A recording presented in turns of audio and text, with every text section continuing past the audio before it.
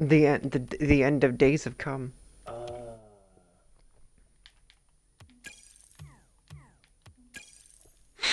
Turn in your life badge now, David. no thanks, I'm Your good. your life license. No thanks, I'm good. Your subscription has expired. Mm, I can renew it. No, you can't. Sure I can. No, you can't. I'm gonna do it. Can't do it. I'm gonna renew it. Nope, It's gonna can't. happen. It's already been done, David. It's gonna happen. It's already been done. And It's been done. you think that could stop me? Yeah. No. Hello, ever lovely. Welcome to Rocket League. You should have seen what this guy did while y'all were gone. Yeah. Yeah.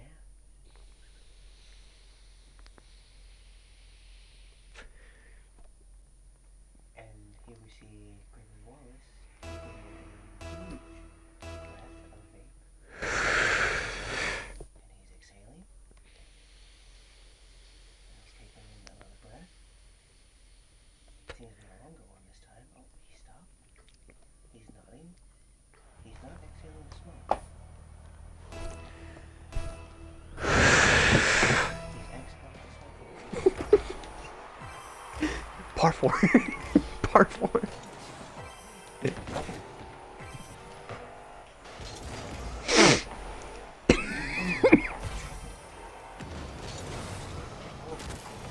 Over bogey.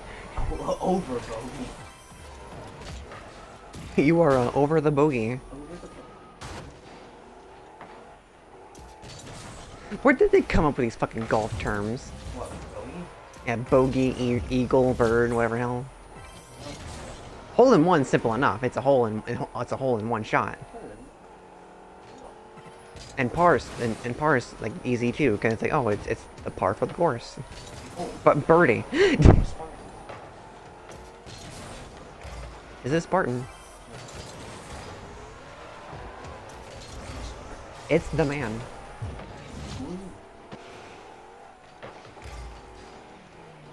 Caboose?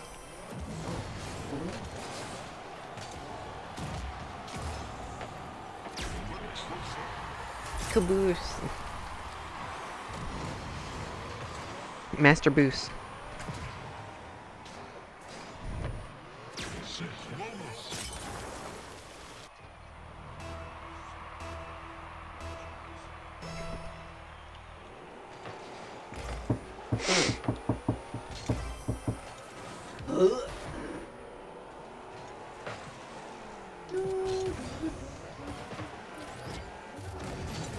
It's a ball you can't have.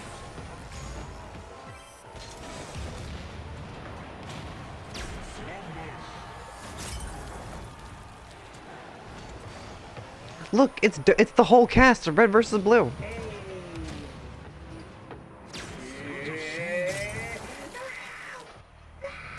The new Red versus Blue is terrible. Is it? It is. I wouldn't know I had. It's all woke. Pretty much. Oh, I disagree. Then again, I haven't. It's not even like the original Rooster Teeth cast that's even doing it. It's just like a whole another fucking strew of people. Well, yeah. There's a message. You can't do that forever. Eventually, they'll run out of jokes and just get exhausted. They literally retconned the entire series, David. Yeah. It's like, oh, you have to stop the Time Masters from like fucking destroying the time place. And I was like, no. It's a reboot. They were just riding off like successes at that point. Look, just because you don't like it doesn't mean it's bad. It's bad. Everybody says it's bad. Okay. They don't consider like the rest of like the newest like seasons like canon. They ended it at season 13. Yeah. Okay. Well, what are you gonna do about it? Put it in your blog? Write a journal? I'm gonna fucking write a whole journal about it, man. Then do it, man. It's gonna be peer reviewed. Peer reviewed, generally accepted by the community. You just can never be happy. Watch me. Never happy. Never be sad.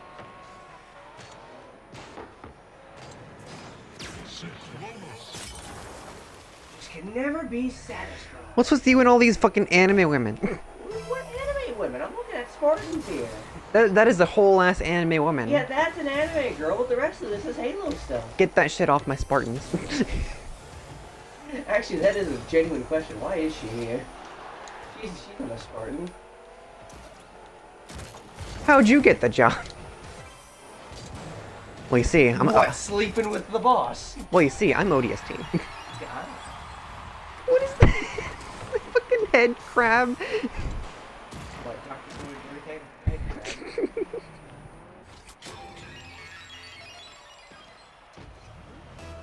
God. You like, yes? I don't like. You don't like? I don't like. Never, never be.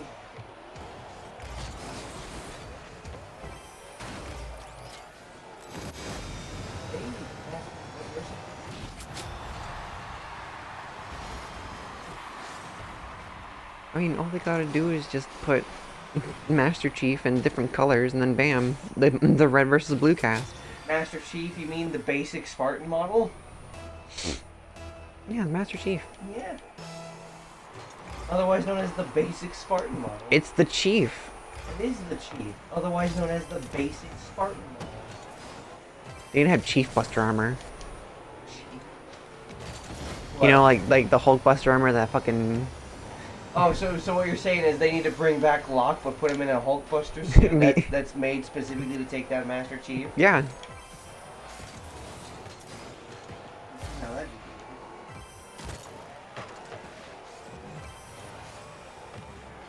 be Just have Locke with the go to sleep, go to sleep, go to sleep.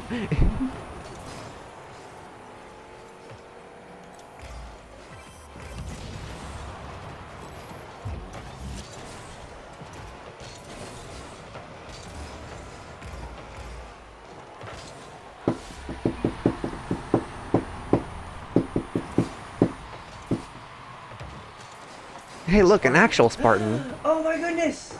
It's the Spartan cast. It's the entire Vocaloid crew, but they're Spartans. Now you have to get it.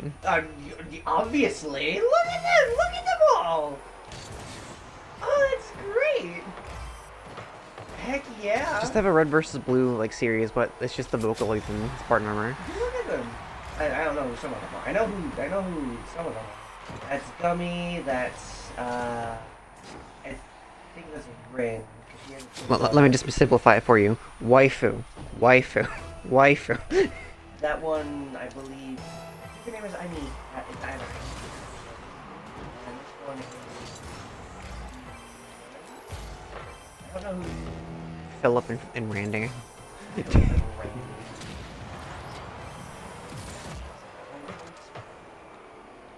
Yeah.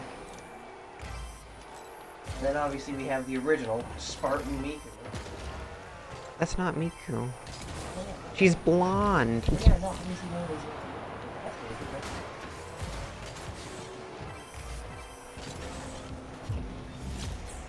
And then more Vocaloid fighters.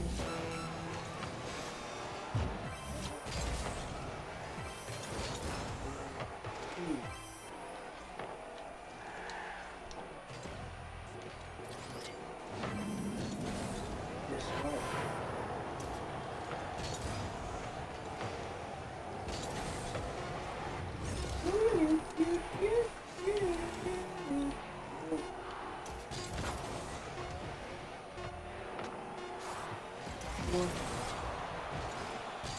Look, just Vocaloids in general. Yeah, it's just very difficult. Build an army of Vocaloids, David. I'll do it. You see which one lasts longer, the Spartan Vocaloids or the just regular ones. Let's be honest. If you're gonna pit Miku and her friends against like actual Spartans, look. They'd look. fucking be dead. Oh, they would. And look, I like Vocaloid as much as the next guy. I don't really get too much into it, but you know I like it. I respect it. It's a craft. It is a craft, and you know it's a good craft. But like Miku ain't touching the chief. Miku and her friends aren't gonna be able to. She like, goes to finger throw a the weak chief. punch, and then the chief just like breaks her hand. No, see, she throws a punch, connects, and her and the bones inside her hand just completely dissolve into dust. And look, I'm not hyping up the Chief or anything because he's definitely not. Because like I'm pretty sure someone like Doom Guy is definitely stronger than him, even though Screw Attack's Death Battle says otherwise. But yeah, no, Miku and friends ain't stand a chance. I guess. I mean, they could have like Ruby-like powers. Oh, that'd just be ridiculous. I don't think Ruby could even take Master Chief. Yeah, I'm going there. I think Chief could beat Ruby in a fight. I never watched the series, so Well, I just know there's. to all your Middle Eastern fans who have seen Ruby, yeah, I'm throwing it out there. Chief could beat Ruby in a fight. The Middle Eastern weebs of the The world. Middle Eastern weaves of Rooster Teeth and the Ruby franchise. Yeah, no, Ruby Rose, Chief could take her. He could beat her. I'm calling it out right here, right now.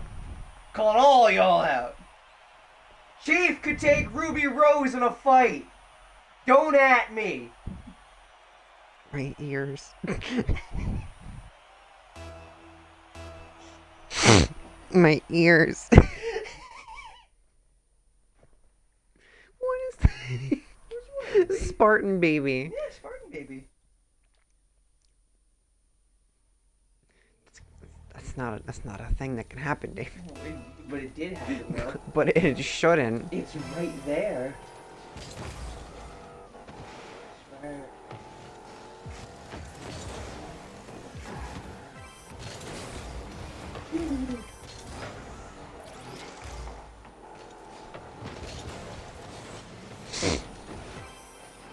We should commit all 7 deadly sins, David. No. We should. We should. Nah. It'd be fun. Nah, I'm good. It would be hilarious. Nah, I'm alright. Funny haha joke. I'm fine with not doing that. I'm okay with that. I'm okay with not doing that. See, look, they're committing a sin right there. Lust. What? Just hiding there in the Jeff Goldblum and Malcolm pose? Lust. That was a bee. The amount of lusty energy in that. Raw. And he's just lying. What happened to Gary Perception? But look what they did. What did they do? They sexualized it. They didn't, though. They put the peak of perfection, of sexual perfection, in a pose, a sexual pose. Master Chief can take me. What are you talking about? You know.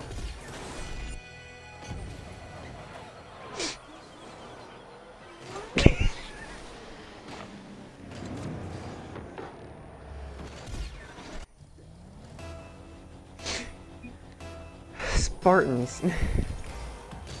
It's what's for dinner.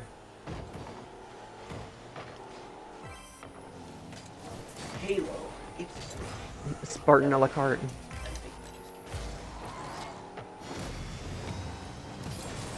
Oh, hurtful.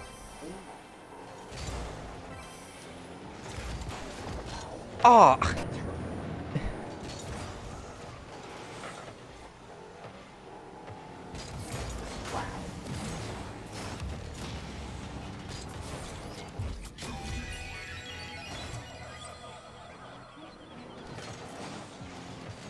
Master Chief, mind telling me what you're doing in that corner?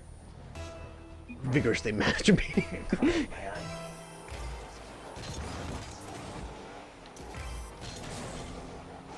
Just imagine Chief just being like a really sensitive person. He just keeps it all inside. Ah, the demon has returned! Let us hope he can give us a good fight. Sir, hurtful.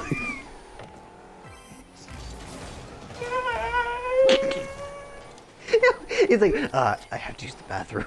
And he just like cries in the stall. That 7-foot tall man of muscle and machine. all because a brute insinuated he wouldn't give him a good fight.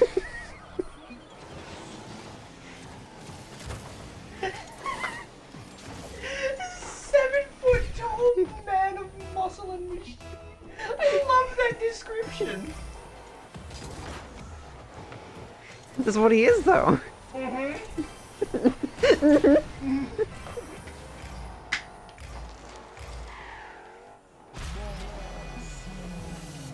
He is. You're correct. He is a 7-foot-tall man of muscle and machine. And I love that you've described him like that. It's amazing. Oh my goodness. I want to see an obese Master Chief. You want to see Fat Chief? I want to see Fat Chief. Look it up on the internet. No, please. I need to look at it now. Look it up on the internet. Look it up later after the stream, or even after this game even. Fat Chief hentai. Fat, well, I didn't say anything about hentai. Look at them jelly rolls, and now he rolls them. I didn't say anything about hentai. I did. Yeah, you did. I not did. Me. I don't care if you did or not. Oh, okay. So you don't care now? Is that it? Hmm? You never look at me during anyway, David. You never look at me. You never look at me at all. I stare passionately into your eyes, days on end, and what do I get? A flat, soulless stare into. Yep. Yep. Please, you never looked at me before. Don't even try that. You've never looked at me at all. Behold, Master Chief, sporting his Halo 3. When I first laid on eyes upon you, I was like, no. At best, he's A mid at best. mid at best. At worst, though, Have to fake it.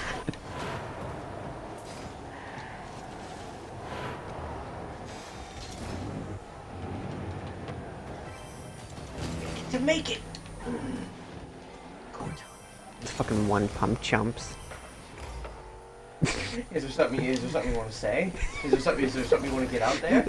I'm putting it out there. Fucking one pump jumps need to get, learn some stamina.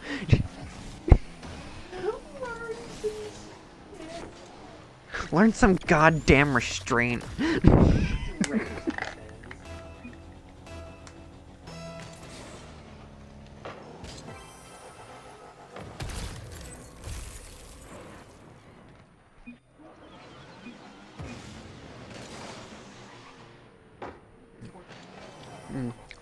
Cinnamon. Cinnamon. I love me synonyms.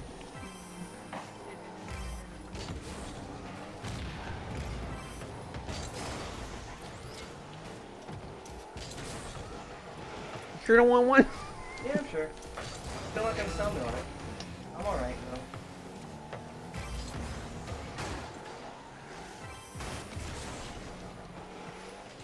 Yeah.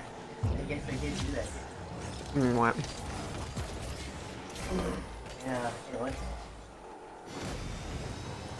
So, you may not have noticed this during the cutscene, but Cortana actually wears clothes during her cutscenes. Excuse me? Yeah, so it's kind of hard to notice, especially if you're not paying attention to it. But she does actually wear wear like a one-piece outfit. Explain. Let me see.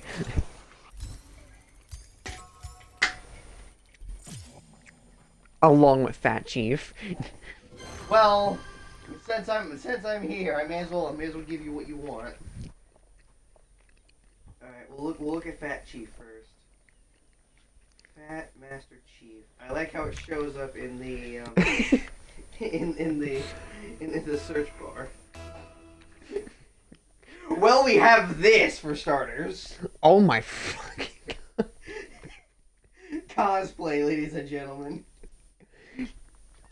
They need to cosplay as the whole fucking kitchen. Oh! Wow! Because they're definitely scarfing it down. That is a hot take, my friend. Goodness. The whole fucking pantry. We have this. I love that. Yeah, it's pretty great. Probably a desecration to, people, but... I mean, I have a Cthulhu Buddha statue. Well, I guess it's okay then. There surprisingly aren't that many of them. At least not very good ones. Really? Yeah. There, you can't tell me that like Fat Chief doesn't exist yet. I mean, I'm looking at this right now. Is that what you were looking for? That ain't fat. That's rotund. Oh, my mistake. I didn't realize there was a difference. Soldier, I need a weapon. That is the whole room and then some. And then some. No, that ain't no room. That's a house. That's a 5-bedroom apartment right There there. we go. Here's one less of this. There we go. Yeah, is that what you were looking for? Sir, why are you in McDonald's? Sir. Master Chief, you want to tell me what you're doing at that McDonald's? Sir. They had a sale on fries. Yes.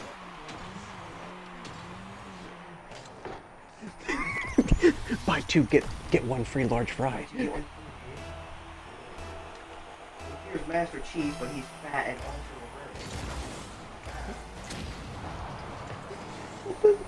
What the fucking...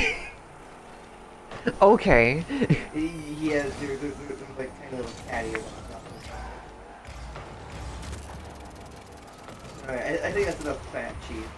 Well, no, I'll show you one more. How about a sketch drawing? There we go. That's the one. Peak perfection at its finest.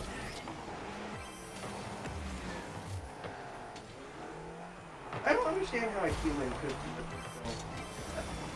Oh my god, I saw fucking like somebody's diet on what they go on and eat on a daily basis, and they weigh like 400 pounds.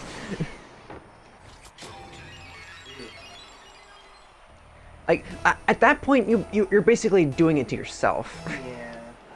Like there's no way a person can find like the gumption to eat like a whole kitchen in one sitting. Right? And imagine like the grocery Like it would be a job at that point.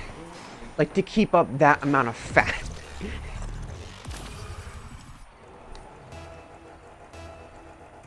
God, that's why I hate like I'm trying to lose weight as desperately as I can because I just can't stand it.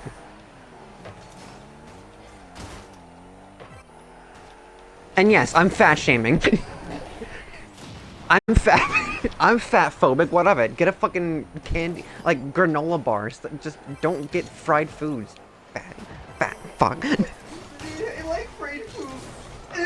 Eat it in moderation, not for every meal. When I eat my dick. You have trees.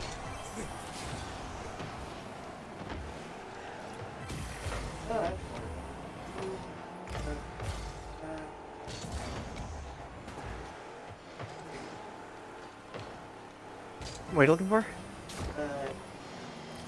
It's crazy that people are closed in Halo Infinite. Real? Real? People are closed in Halo Infinite, even though, I guess because the game developers were trying to make us forget that sexy Halo 4/5 Cortana did exist at some point. And so... Oh, like, you're talking about Weapon. I'm not talking about Weapon. I'm talking about Cortana herself. No, believe me. I know who I'm talking about. Trust me. I know my AI girls, alright? What you doing? You just get a real girlfriend. Get a real girlfriend. I know my AI girls, alright? They're holograms. You can't fuck them. Who said anything about sex? You can't fuck a hologram. Who said anything about sex? We all know what we're gonna what our fucking reasons are for liking the android people.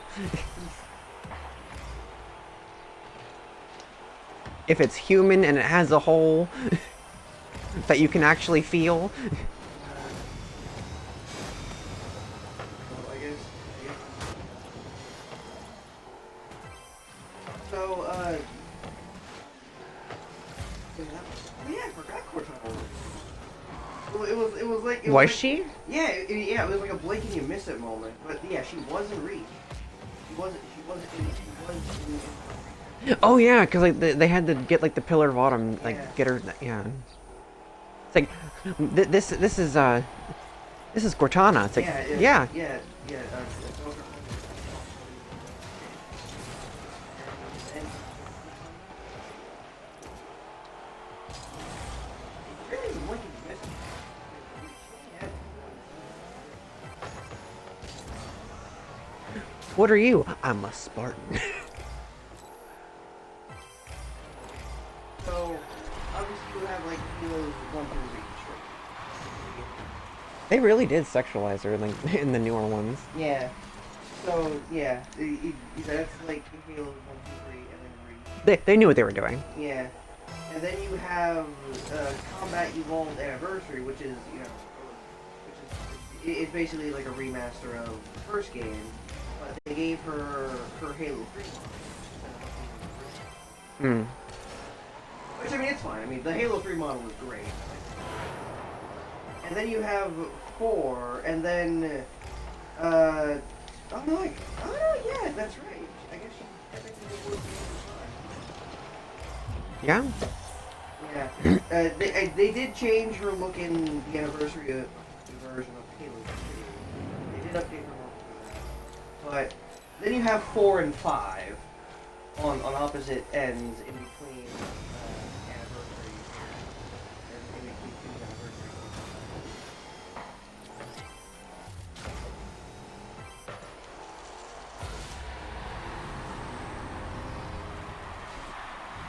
It's very difficult to tell, but she does indeed get... Oh, it's launched. Yeah. Oh. It's kind of difficult to tell, but yeah, she does have clothes in Halo 5. I didn't realize they gave her clothes in Halo 5, but she does have clothes in Halo 5. Hmm. It was almost as if they were trying to make us forget that sexy Cortana did exist. Sexy Halo 4 Cortana did exist. It's a shame. And then you have, I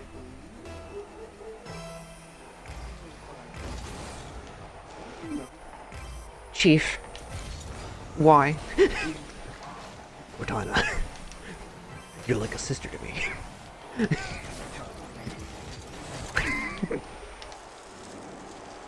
Weapon!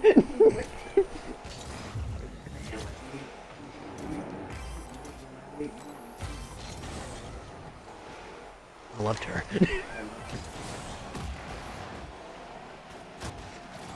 Chief, are you crying? Shut the fuck up, Weapon.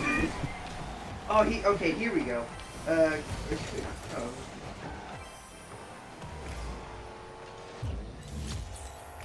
And hey, look, a bonus appearance of Shadman. Oh, let me see.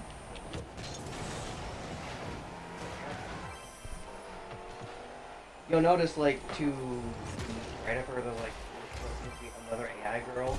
That is, I believe, Serana from Halo. Well, Only natural. we have like, 3 and 4. Then you have 5. And then...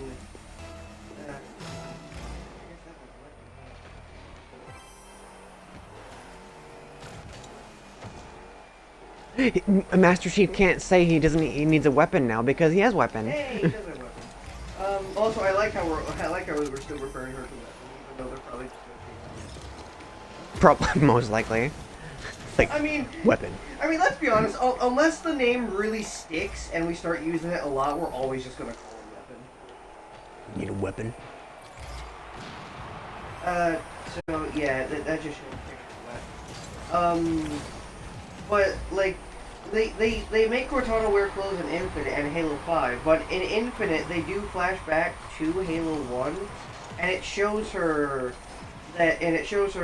like sort of reminiscing in her like old original like design when she was like all purpley and flat chested and such. And flat chest. Yeah.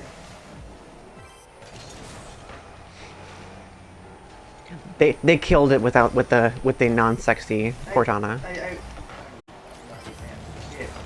I wish I could.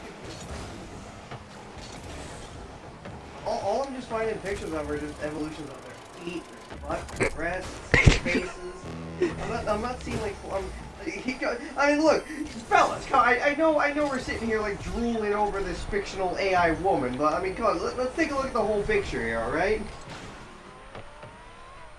Oof.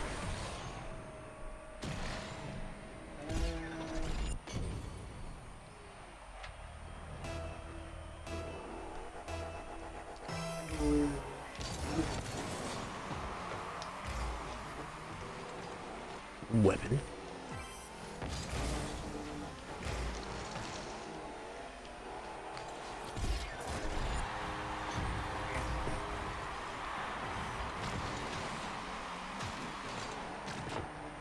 I need to find all the memory fragments of Cortana so I can memorize, memorize, remember, yes. Cortana.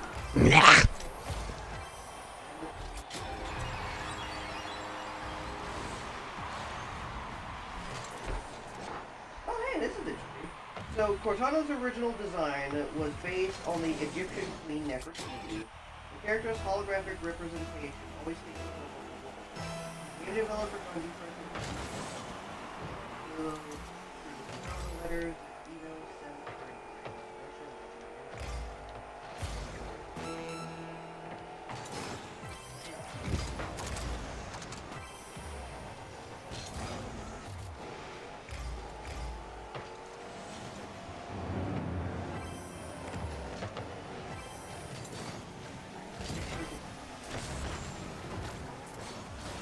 That it didn't happen then, Nathan. I guess it would help with type.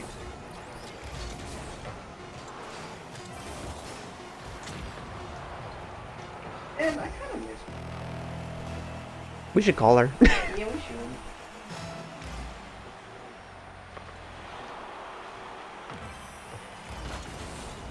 I guess I can always just play the original.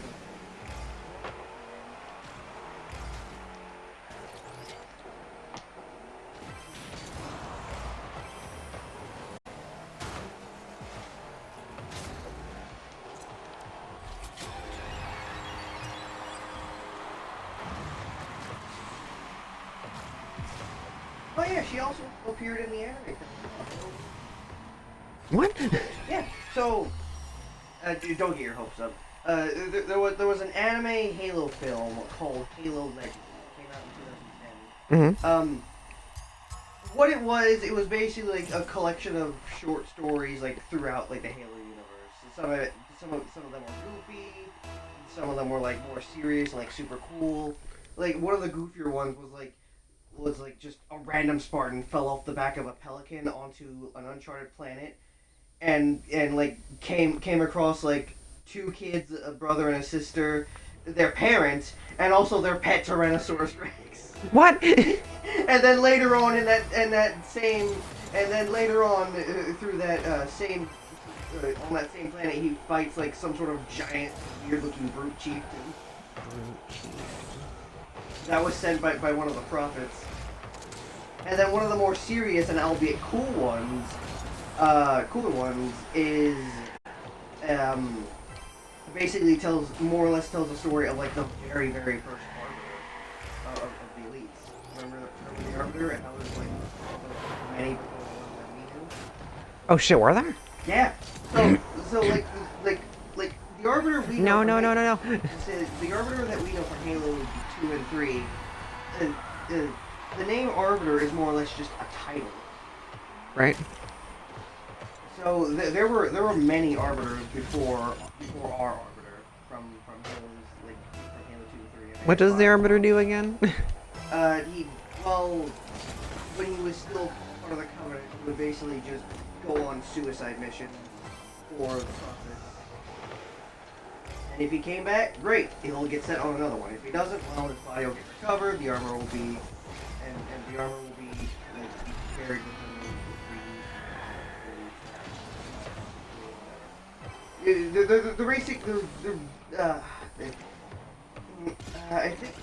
I think it's more or less akin to like Shinobi, or like Samurai or something, like something along those lines.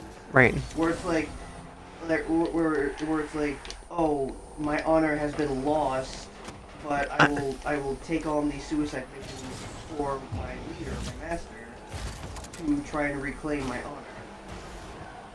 But, you know, as the prophets say, the task that you take on as arbiter will be suicidal. You will die as each arbiter has to. Oof. Obviously, that wasn't the case. Our arbiter rocked. But in Halo Wars, there was also an arbiter, but he was a different arbiter. Oh? Yeah, it wasn't the same elite that we. It was The same elite that we all know and love. Yeah, it was a completely different elite. Also had the title. So, the term arbiter is more or less just a title. Because, believe it or not, elites do actually have names. I believe our arbiter's name before he became the arbiter was Thelvadam, if I remember correctly. Feel the dam. It's deep. Yeah. It's emo. But, obviously, when he became the arbiter, he had to give up his name. Because, you know, it meant nothing anymore now that he was, you know, basically You have been unpersoned. Do suicide mission. yeah, more or less, yeah. Like once you're given the role of arbiter, you basically just give up your own name. You're like you kind of have to, at least as far as the society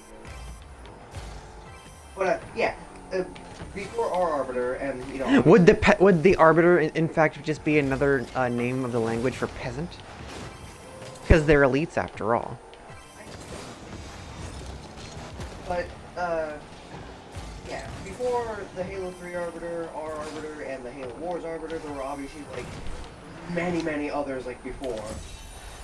And this story in Halo Legends pretty much goes over like more or less the very first Arbiter, and it plays out in like a Japanese style, like shinobi, like honor reclamation, like short, something like that.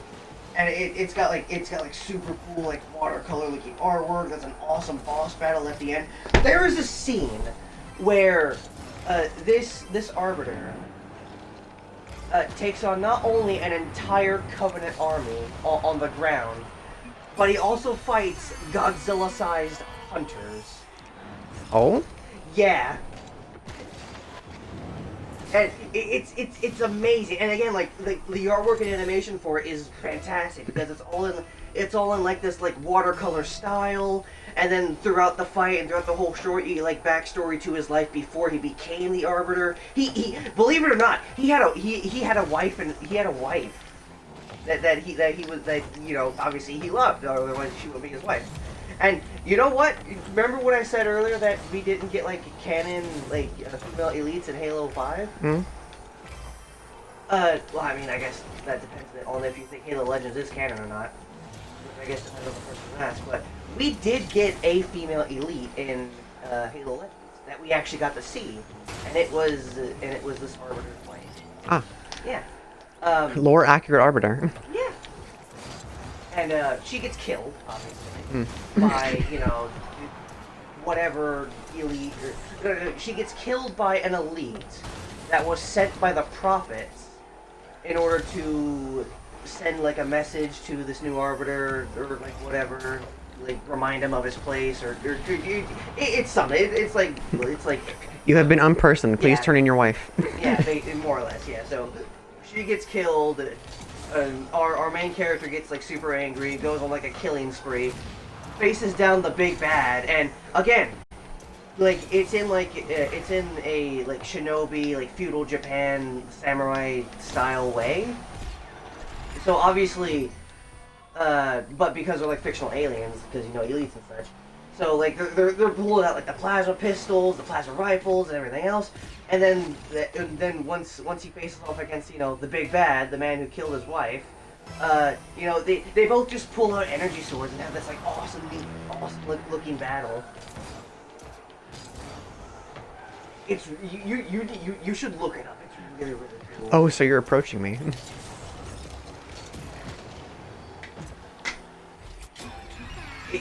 It's honestly, aside from the story with the dinosaur, aside from like that goofy story, It's honestly like one of the few short stories that I remember from Halo Legends. It was only I only remember two of them. The one with the Arbiter and the one with the goofy comic Spartan on the dinosaur planet with the kids. And that was it. But yeah, no, Cortana did appear in Halo Legends. I believe, if I remember correctly, it was just like a short story scene. I think it was like about like 3 minutes long, where she was just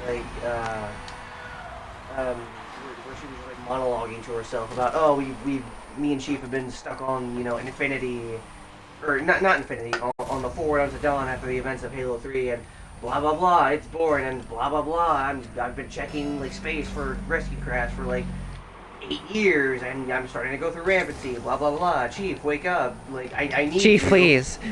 Yeah, Chief, wake up! I need you. So on and so forth. And you know what? I lied. There is another story that I do remember from the film.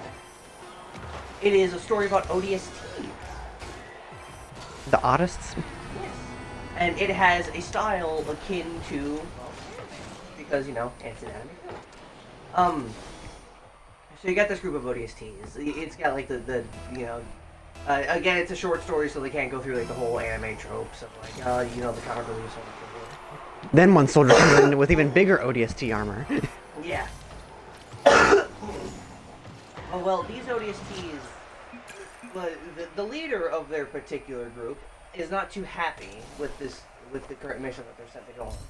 They are sent to assassinate a prophet, which, if you remember, are like the wrinkly old aliens and like the high chairs that float around. You remember those guys? They're full of Truth, wrinkles. Regret. They're full of wrinkles. Yeah, you remember those guys, like Prophet of Truth, Regret. I just know the Prophet. Yeah. They're labeled as Prophet. Yeah, so it's basically one of those guys. But like, as excited as they should be to be given like this mission, the leader of the group isn't too happy about it because a Spartan has been sent to go along with them to make sure everything goes according to plan. Because Spartan. It's not Master Chief. It's a completely other. But like the ODSTs are all like, we have a Spartan. He's gonna be no fun, and he's gonna be all serious and stuff like that. And so they get to the camp. They start assassinating like the Covenant troops one by one to like get closer to the Prophet, find a good sniping point, so on and so forth. Because it's an assassination mission. Yeah. So they gotta snipe the guy. Like there's like this whole like I don't remember who was on the conflict, but there was I think it was this kind of discrimination because like obviously the Spartans get like the best gear and such, and yeah, I think the ODST leader was meant to assassinate the Prophet, but when the Spartan joined the team, like that role and right automatically went to the Spartan because they're Spartan, better shot, better with weapons, so on and so forth. So Yeah. our main character isn't exactly too happy about it, but he's a soldier, he's gotta go with it. So he's just like mumbling and grumbling. They get in a boss fight with a brute chieftain, and at the end it's revealed that this Spartan, this male Spartan that our main character has been hating on all this time is actually a white-haired woman who's fairly attractive, and like one thing leads to another. She gets pinned down and heavily injured by a gravity hammer, and she's like again another one thing leads to another, and eventually the ODSTs do kill the brute chieftain, but Spartan dies in the process, pretty much negating the whole myth of Spartans never die, right in front of a group of ODSTs, mind you. Which are like diet Spartans as far as I'm concerned. Right. As far as their armor goes.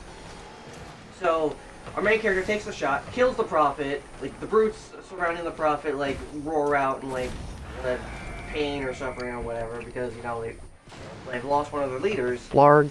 Yeah, and short's over. They have like an ending monologue bit where it's like, I guess Spartans really can die, and this life shall not be taken in vain, and humanity will succeed against the Covenant. Should have had Mercy as a healer. And I honestly should have been Mercy.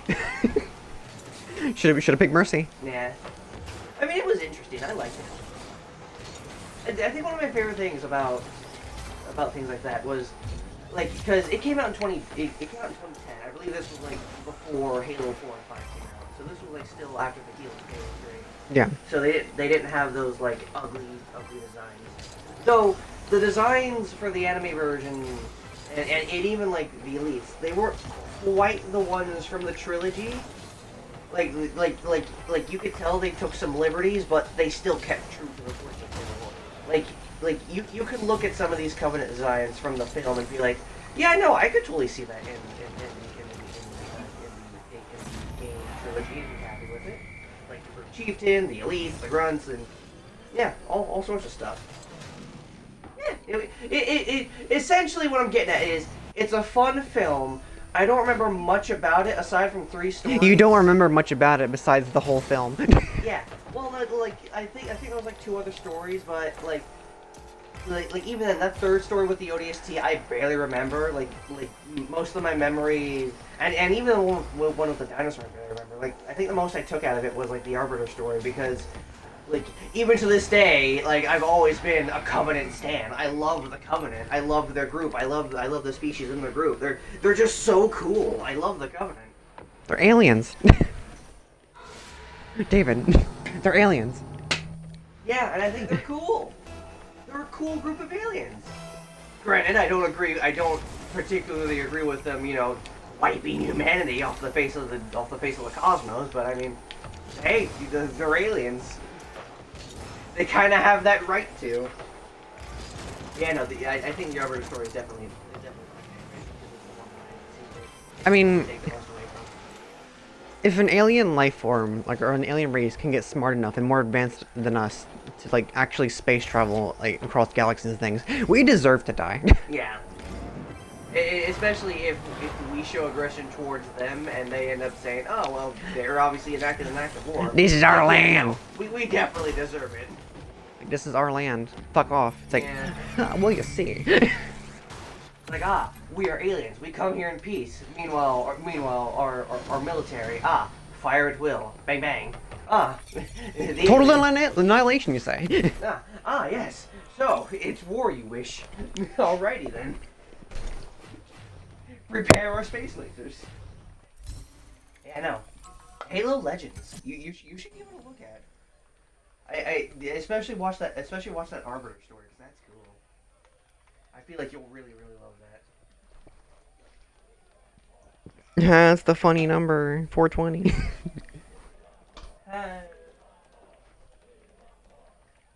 Anyway, Halo 5 Cortana. Oh yeah, I guess she was kind of in the Halo TV series as well. Only they made her human and not a glowy AI? I mean, I guess she is technically a copy of Halsey, but... Huh. Clothe yourself. That's strange.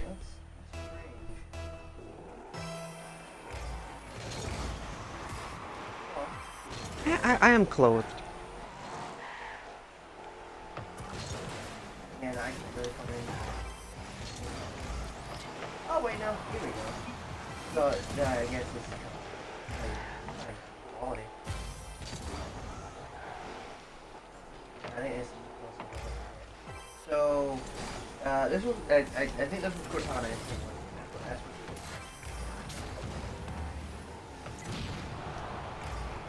what Again, just, you know, the devs, you can tell that the devs were really trying to make us forget that Halo 4 Cortana ever existed, right? Like, you can tell.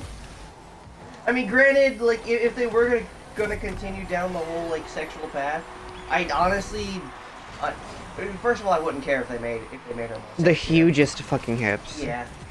Personally, I wouldn't have cared whether or not they made her more sexier, because, like, she's always gonna look good to me. But yeah, just having like a super thick anime like like almost like Lokoa like levels. mommy levels of fucking Yeah. like thickness. Yeah, I'm thinking like Cortana, but she has the thickness levels of Lokoa from Kobayashi's Dragon Maid. She's the blonde haired dragon. Yeah, the big one. Yeah, the big one. The big lady. Yeah. It's basically just that body. What Cortana? That's the Halo design. I mean, they could have done that, and you know, I mean, I imagine fans would have been fine with it. I honestly just think it's funny. I think fans were fine with Cortana's design. But yeah, no, I mean, I would have been fine. I mean, I am fine, and even if they did choose to stay on the sexy side, I Damn it. wouldn't even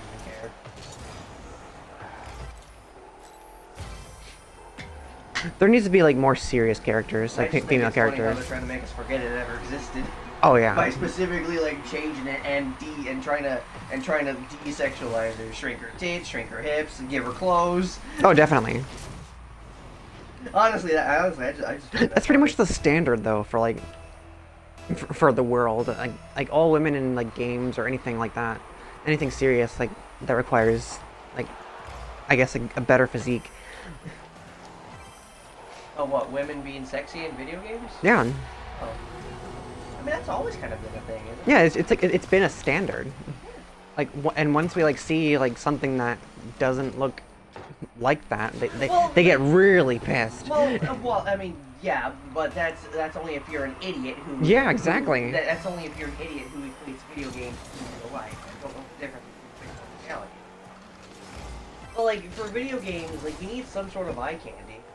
And honestly, I would argue that look, and then I enjoyed Cortana as much as the next guy, but I'd argue she isn't really even the main focus. She's eye candy, sure, but like for someone like me, my focus is going to be on, you know, the campaign and the cutscenes, the lore, the Covenant, or the Flood even. And it's like, and she really only appears in cutscenes. The Flood's never coming back. So it's not like she's constantly like in your face. It's not like they have like a little like ghost thing like in Destiny. It's like, oh, I follow you around. I'm in your backpack. Yeah, it's not even like that. And they did try and do something like that because there were like in-game cutscenes in Halo, and I believe they started in Halo 4. There were in-game cutscenes where you would insert Cortana into a terminal. She would pop up, press a few buttons, and then you could take her back out. And it would basically just leave you a show. Yeah, like the mini cutscenes and stuff. Yeah. Yeah, and you know those were kind of cool, but I mean, I would argue that, I mean, okay, yeah, sure, you could say that, oh, they're just showing off Cortana's model because it looks hot now, and it's like, I, personally, if I'm being completely honest, I've kind of always found Cortana kind of hot. Like, You would, straight person. well, no, because in Halo 4 they well, even in Halo 3 You're as well. straighter than a dick. I mean, I guess, and even in Halo 3 as well, they made her, like, super sexy.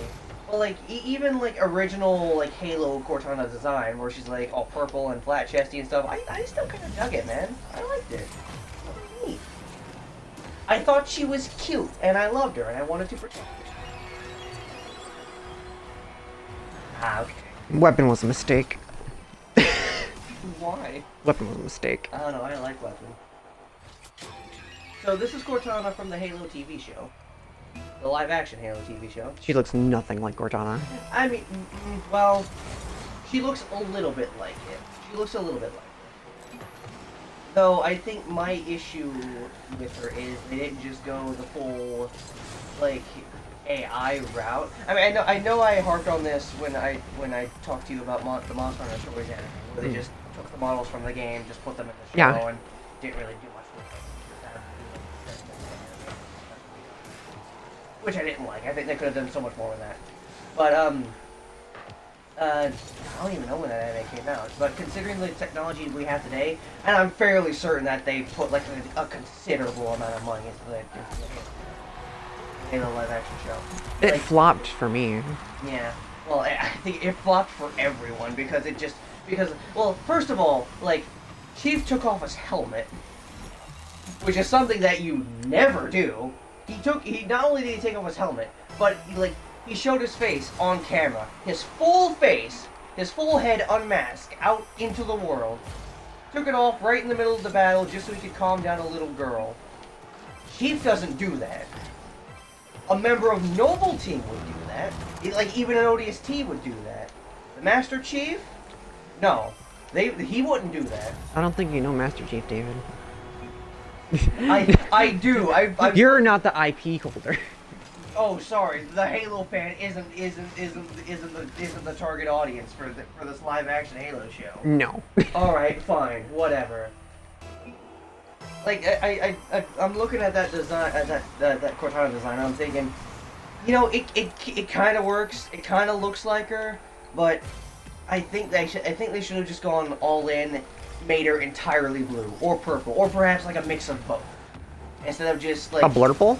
yeah, instead of just like having a CG motion captured human with like little bits of like glitchy AI technology going across her body. I think they should have just went. They just need to make her into like the Matrix. Yeah, I think they should have just gone. I think they should have just gone full hog, and just and just taking Cortana from the game and just put it into the show instead of just Instead of just having a person in motion capture, which I'm assuming that's how they got Cortana in there, motion capture. They have a woman in motion capture, and then they just slap some CG on her, and then there you go, that's Cortana. I think they should have just taken her from the game. And I obviously or even you know what they could have done? They could have taken like the Halo 3 design, or even the anniversary design for Halo 2. They could have taken one of those designs, like improved it, like made it better so that they could actually move it around and such, have it interact with live action people, make it look like it blends in with everything, with all the live action, and I feel like if they did that, people would like that a lot more than just doing motion capture suit with CG. There's gonna be future cities, dude. Yeah. I want there to be a future city right on the equator. Hashtag not my Cortana. But I still like her. Not my Cortana. Yeah. But I still like her. I think she's neat. I think they could have just done a lot more with her. Mm-hmm.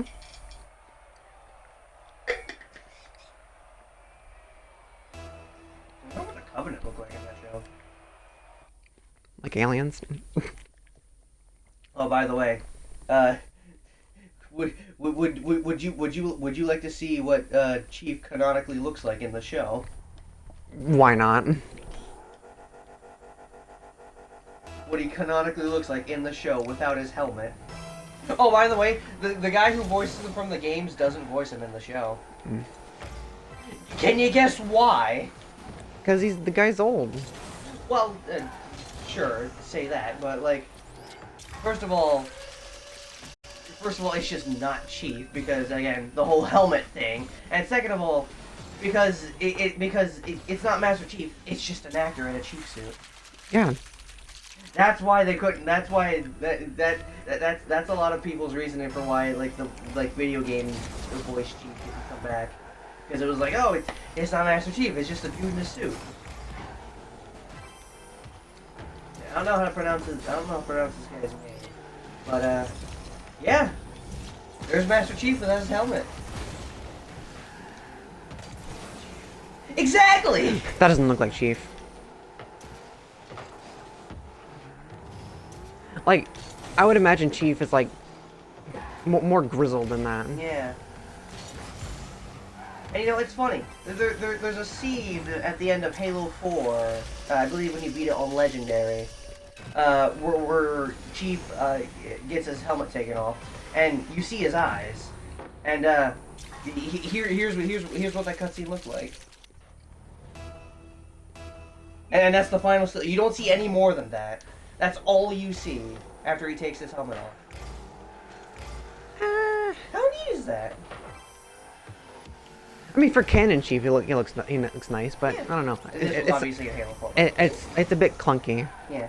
Well, yeah. I mean, yeah, I can definitely understand that, especially in such a close-up shot. But there's people who have made like fan art of like what it could look like with like a full shot face. Like someone made this, or like try to recreate it with like a full face. No, looks more like what a chief would look like. Yeah. He looks more like an admiral though. And I guess you do kind of see what he looks like at the beginning because this is Chief, or this is Master Chief, but when he was still a kid and still be testing on him with the Spartan program. Why does he look like a girl? Because he's tiny and small and a child. But he could still definitely. Bald. But he could still. Yeah, well, obviously, like military. Bald. That ain't no buzz cut boy. That's fucking bald. But yeah, no.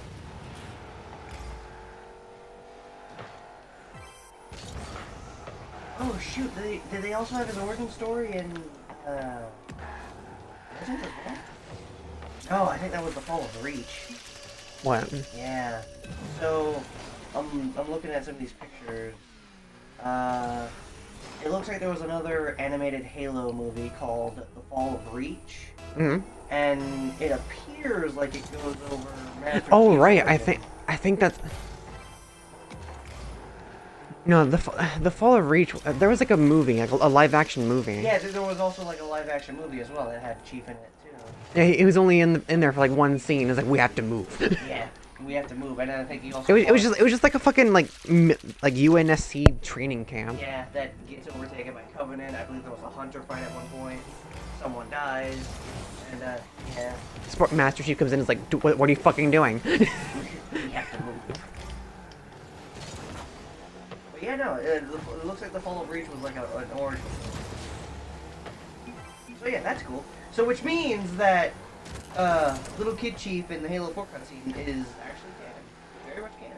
That's what he looked like when he was a kid. Hmm. And, I mean, technically, because it shows him as a kid, you technically also get the face reveal. Looks like a young version of Britney Spears. Yeah. with her fucking head shaved off. Yeah. Why did she do it? I don't know, man. Why did she do it? Kid Chief, faithfully revealed. Hashtag not my Britney. Hashtag not my... But yeah, no, that's what Master Chief looked like in a Halo show. Just man. And that doesn't look like Master Chief though. No, it doesn't. That looks like a freelancer. Yeah. I mean, he's wearing the Chief. Well, obviously in this shot, like the armor's all busted up from like a fight or whatever. See if I can find a better shot.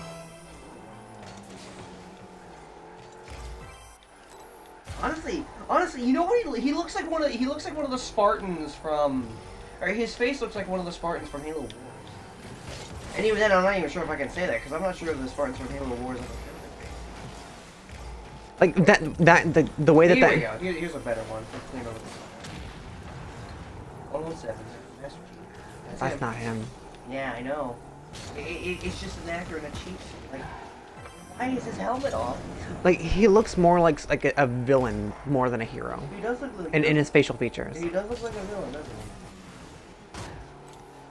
And you know, I can understand why they had the helmet off, because you know, the actor obviously has to see, and, you know, like get direction on the script. But like, if that's the case, then why make it about the chief? Why not just have like another Spartan? Yeah, like maybe an ODST or something like that. Or actually, I'm not sure when this show takes place in the canon, or even if it is canon. But if they're gonna have a Spartan who's gonna constantly have their head or helmet off, why not have one of Chief's teammates? Yeah. The sniper. Or even better yet, why not give us some backstory on like Locke or one of his team members? You know what I would have loved to see? Because I don't want to know about Locke. Well, no. What, you know who I want to know about? I want to know about Buck. I want to know how he became a Spartan. Who? He went from ODST to Spartan. How does that happen? Actually, I'm not even sure if he went to Spartan. I think he was still ODST. But he was put on a Spartan team. And, like, I'm not sure how big that is, like, as far as Halo lore goes, but to me, that's a big thing. Because, first of all, I love ODSTs. I love the game, Halo 3 ODST. It was probably like my favorite in the Halo trilogy.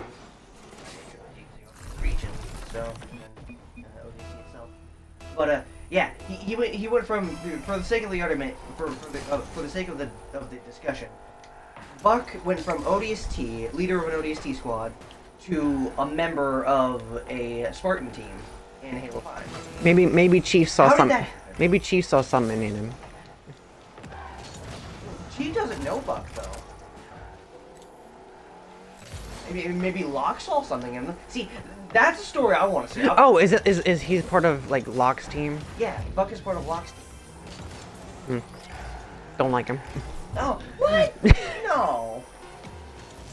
I guess I gotta get you to replay ODST then. Team Locke is fucking terrible. Well, yeah. I mean, I don't really, to be honest, Buck is the only one I kind of care about because I know him from a previous game Right. and I like him. But yeah, I'm not too really big on Locke. But I would have loved to see like their origin story and how they came about, how they became a team in the show. Right.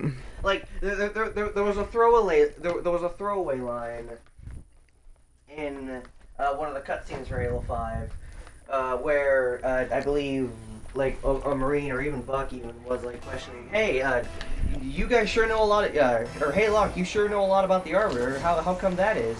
And I met him. Yeah. Well, actually no. Turns out apparently a hit was when like the Human Covenant War was still going on in Trilogy. A hit was put out for the Arbiter, and it was Locke's duty to fulfill that contract to assassinate the Arbiter. Oh damn.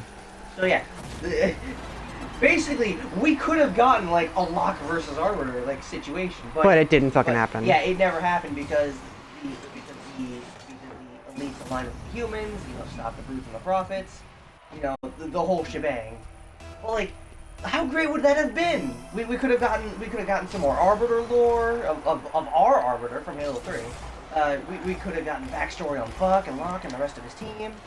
Like, honestly, and best of all, like, you don't have to, like, you could still have voice actor Master Chief from the games in the show because, he won't take his helmet off, but Locke's team will, because you constantly see them without their helmet in the game.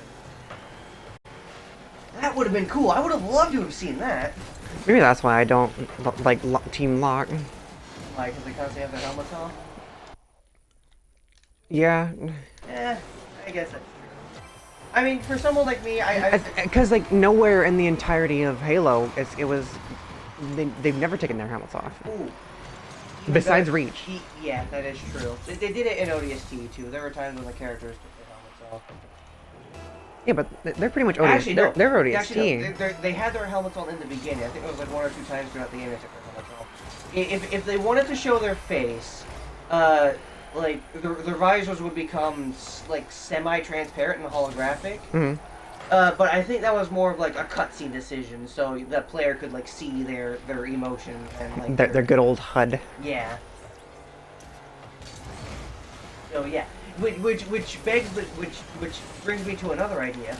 If they're not gonna make it about like the Locke, the Arbiter, the Buck, the Buck, yeah. If they're not gonna make it, The Buck, not Yeah. just a Buck. if they're not gonna make it about Buck, Locke, or the Arbiter, and they insist on having Chief, and having him like show his face throughout the entirety because the actor needs to see and can't do it through the helmet. Why not make the visor? Wait, at that point, just make the visor CGI. Yeah, like make the visor CG, or make it like an Iron Man. Well, maybe an Iron Man thing, but like make the visor or like do some sort of effect that allows the visor to go transparent, basically invisible, so that way when the actor needs to like look at something or talk to someone, like you can still see his face and the emotion that he's making, but he also doesn't have to take off the helmet. Yeah. Or if you do insist on him taking off the helmet and not doing any more like CGI bullcrap with it, just don't show his face. I'll always have it be from the back. I'll always show him helmetless from the back, never from the front. Yeah, but even then, like, it still wouldn't feel like Master I mean, Chief. it still wouldn't feel like it, but at the very least, like, at the very least, you can make the argument that yeah, the actors are trying to hide his face and trying to still make it be Master Chief and trying to make his face long. These Chiefs ain't loyal. Yeah. Well, no, they just outright take off his helmet and Which, you know, is whatever. I didn't see the live action Halo show, so I don't even know how good it is. I've heard bad things about it, though. And most of it is due to the fact that, you know, Cortana's not Cortana, Chief isn't Chief. So on and so forth. I mean, I don't hate the guy who plays him. I don't even know the guy who plays him. But, yeah.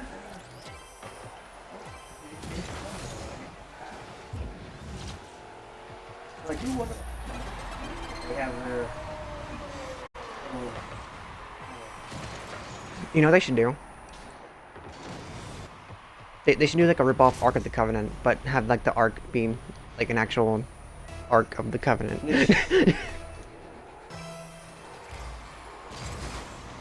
Covenant. I was about to say that's kind of promising, but ugh. Man, those mandibles, yikes. Well, actually, no. Maybe I'm wrong. The elites look kind of ugly. The grunts look great. Brutes also looking fantastic. Prophets, excellent. The photo I'm looking at right now doesn't, High quality. Yeah. I mean, the photo that I'm looking at right now doesn't give a good idea of what the hunters look like, but I mean, as far as the legs of the hunters go and part of their arm cannon, that looks good. I'm not too sure about the jackals. I mean, I think they look alright. I need a better view of that. The elites. Well, let me see them. Don't just comment on it. Yeah, they're elites. They don't look good. That's high def elite, like, dude. I mean, okay. I will. Maybe it is like a perspective thing, like the camera's off or something. No, that's just what the fucking skin would look like. It's all wrinkly and scaly. Well, like, the skin can be all wrinkly and scaly, but like I'm talking about the model itself. It's just not a good-looking model. Maybe if it's from like a different. Like, you mean the angle, armor? better. Yeah, actually, that's a good. Like even the armor doesn't really look all that good. Like compare the elite photo to the grunt photo. Like one looks like it's been ripped straight out of the game, Well, and you know has been like adapted for live action, and the other one it just looks like concept art. It does, but like, that's like looks like Arbiter armor, doesn't it? But, I mean, I guess they kinda. tried to like mimic the armor to look Yeah, like I guess, more like they Arbiter. tried to like blend the armors from Halo's 4 and 5, the original trilogy, and some of the Arbiter. So armor so they won't know the canon. Yeah. The canon timeline. I mean, I can guarantee you that definitely is an Arbiter armor because, for starters, Arbiter armor has always been like a gold, maybe like a silver or something, but definitely not blue. If anything, blue is reserved for elite miners. So that's definitely just Ooh. well, like the minor class of elite, you know, like the Miners, you say? Well, the common elite foot soldiers. They're called miners. So it's definitely just a basic elite soldier. Don't fuck the elite miners. But it's basically just it's just a basic elite.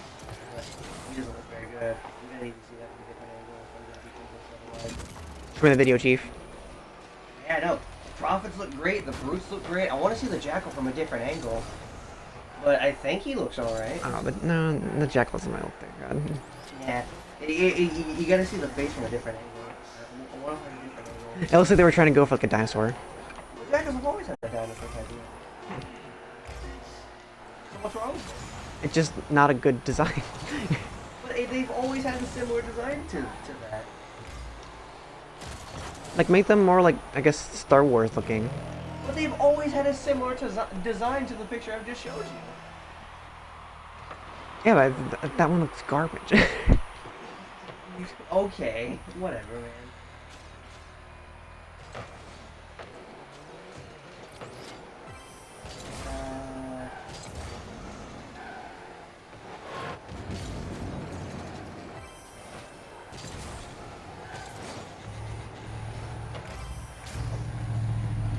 I mean, I don't know. I'm kind of off about the elites, man.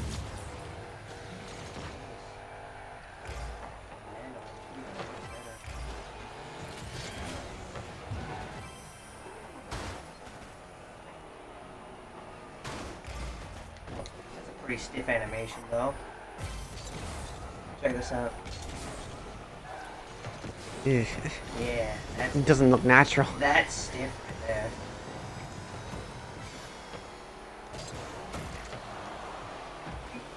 It looks like they tried to blend like the Reach and 4 designs together along with the along with the original. Because here's a Halo 2 Elite versus the live action. Ugh. Yeah, It just looks like knight's armor. it does. Like, just a regular knight armor. Honestly, the more I'm looking at these comparisons, the more I'm like, yeah, maybe I don't like them. Maybe I don't like them so much. Oh man, they're kind of not good, but I mean also, I'm very on the fence about them. They walk a fine line. They walk a very fine line. Nice shot.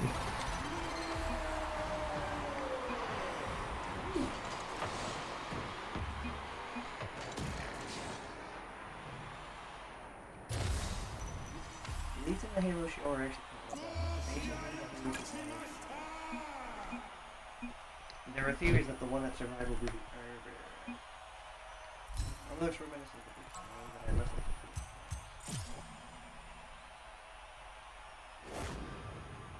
Yeah, maybe it's the helmet that's the issue for me. What was it again? Well, I'm looking at a different picture right now. Here's one with an Elite without a helmet. And a lot of people are saying that he looks like the Elites from Halo 2 Anniversary. I'd say the design looks passable. Yeah. I'm thinking, Like, for a live action at least.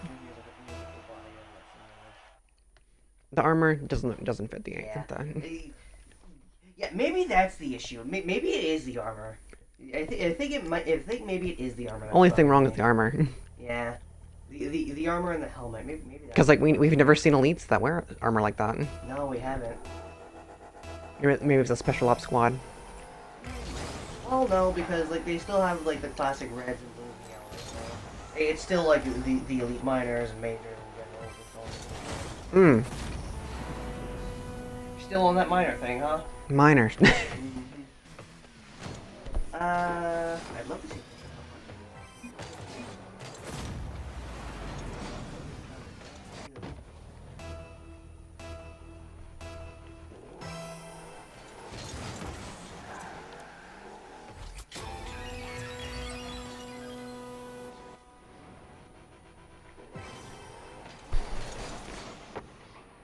What you looking at? Trying to find out if this picture.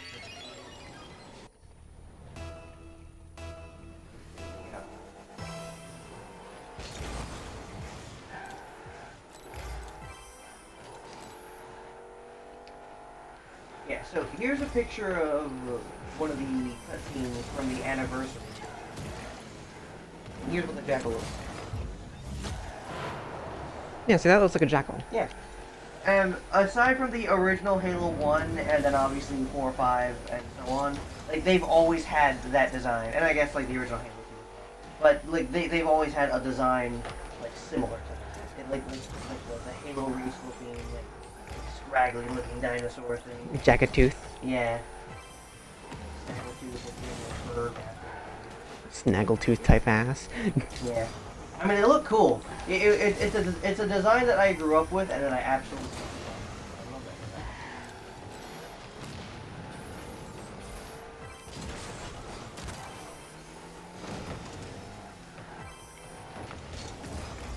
And in case you're wondering, here's what they used to look like in like the original versions of Halo 1 and 2. That's what they used to look like. What's with the fucking those beady ass eyes? Yeah. Actually, I think they had an even more different design too.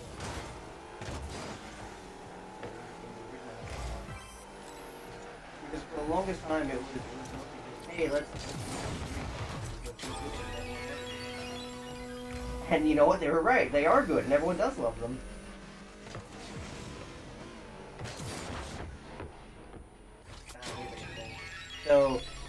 Halo's 1 and 2 Jackal versus Halo 3 Jackal. You take a good look at the face. The snout kind of gets longer and more dinosaur-like, more bird-like. I like the Halo 3. Yeah. Well, I mean, of course you look at I grew up with Reach. Oh yeah, and Reach also had a similar design. It looks like it just extended. It looks like it just extended the back of the head, made the snout a little bit longer, and then it also introduced the skirmishers as well, which I as far as design goes, I kind of like a lot more than the jackals. You remember the skirmishers, right? Mm-mm. So imagine jackals, but they look like anthropomorphic velociraptors. Okay. Remember those guys from Reach? Mm-mm. You don't remember the skirmishers? Nope. They all just look like jackals to me. Yeah. Well, I mean, they kind of played out the same as jackals. They're nimble, fast. They use shields. They use small plasma weapons. But they also use needle rifles as well, and could snipe you from a distance. Much like jackals could. They're basically just reskin jackals, but with lore. So, lore. And then obviously you had the Halo 4 jackals, which They just got ruined. yeah, they just got ugly. It looks like they went back to like a high definition version of Halo 1. Yeah, but not a good version. Not a good version.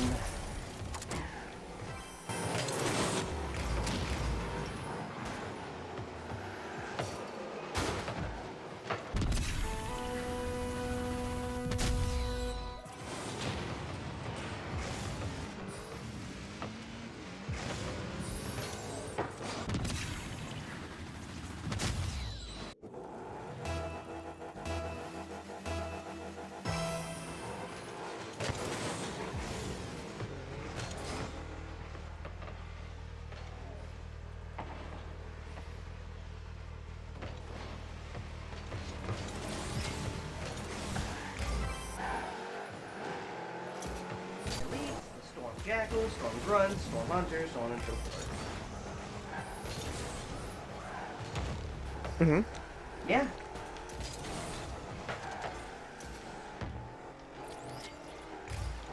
Yeah. Whoa. Does he have a hidden blade on his Does he? wrist? Yeah, the live action Jackal. Hang on, let me see if I can get because there's nothing.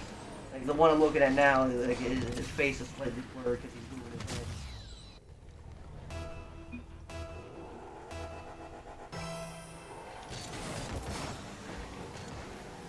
Oh my god, he does. You know what? Reddit is right. That is the coolest thing ever.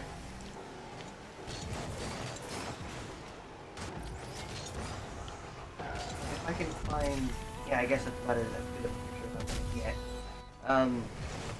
So aside from the typical, like, shield and I'm guessing, like, basic plasma weaponry, it looks like they also gave the Jackal an energy sword wrist blade. Oh yeah, that was right. They did do that. How cool is that? That is awesome. Like you combine that with their nimbleness and speed, like, oh my god, if that was in the games, they'd be unstoppable.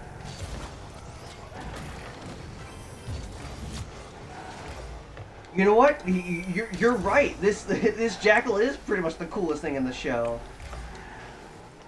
He's got an energy sword blade. He looks great. You know what?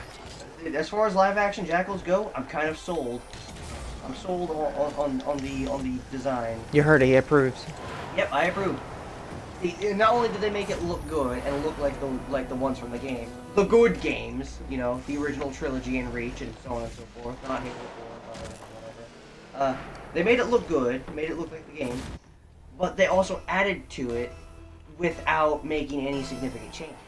Like, Yeah. Like a Jackal with an energy dagger on its wrist. Makes sense. Yeah. It makes sense. Honestly, if anything, to make it better, they could have just kept the Jackals the same as the games, brought back the skirmishers for some reason, and then give them the energy blade. They need to give the That would have been cool to see. they need to give them little cows, like little gremlins, be like running around with little scythe and energy scythes. Yeah. Skirmisher, so we can get a- okay.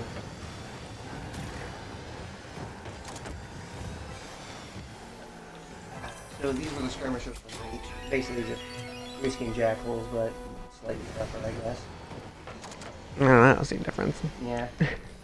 Again, they're basically just like Jackal's a jackal. Yeah. Actually, I think as far as the lore goes, the reason why they didn't appear in any of the other games was like after the fall of Reach, they essentially took the Covenant essentially rounded up all the skirmishers in their army, took them to like a distant moon and just Wow. I mean, I don't know why. I thought they were pretty effective, but I guess, you know, when you have, like, skirmishers and jackals, which are more or less the same thing. I think skirmishers are slightly faster and more agile, but, like... Wow. You were absolutely useless to us. Yeah. Bye. Wow, you're just like our other guys, but, I mean, you're slightly better, but you're also not in the other games, so we kind of have to ditch you. It's honestly kind of a shame. I love the skirmishers. I think they're cool. They look like jackals, but they're more dinosaur looking. They're covered in feathers. They look great. The jackals look great as well. Do the hides look good? What, the hunters? No, the hides. The hides? Yeah, the hides. What are hides? It's a joke. You know, Jekyll and Hyde. Oh, Jekyll and Hyde. Yeah, I get it. Haha, funny joke. Sue me.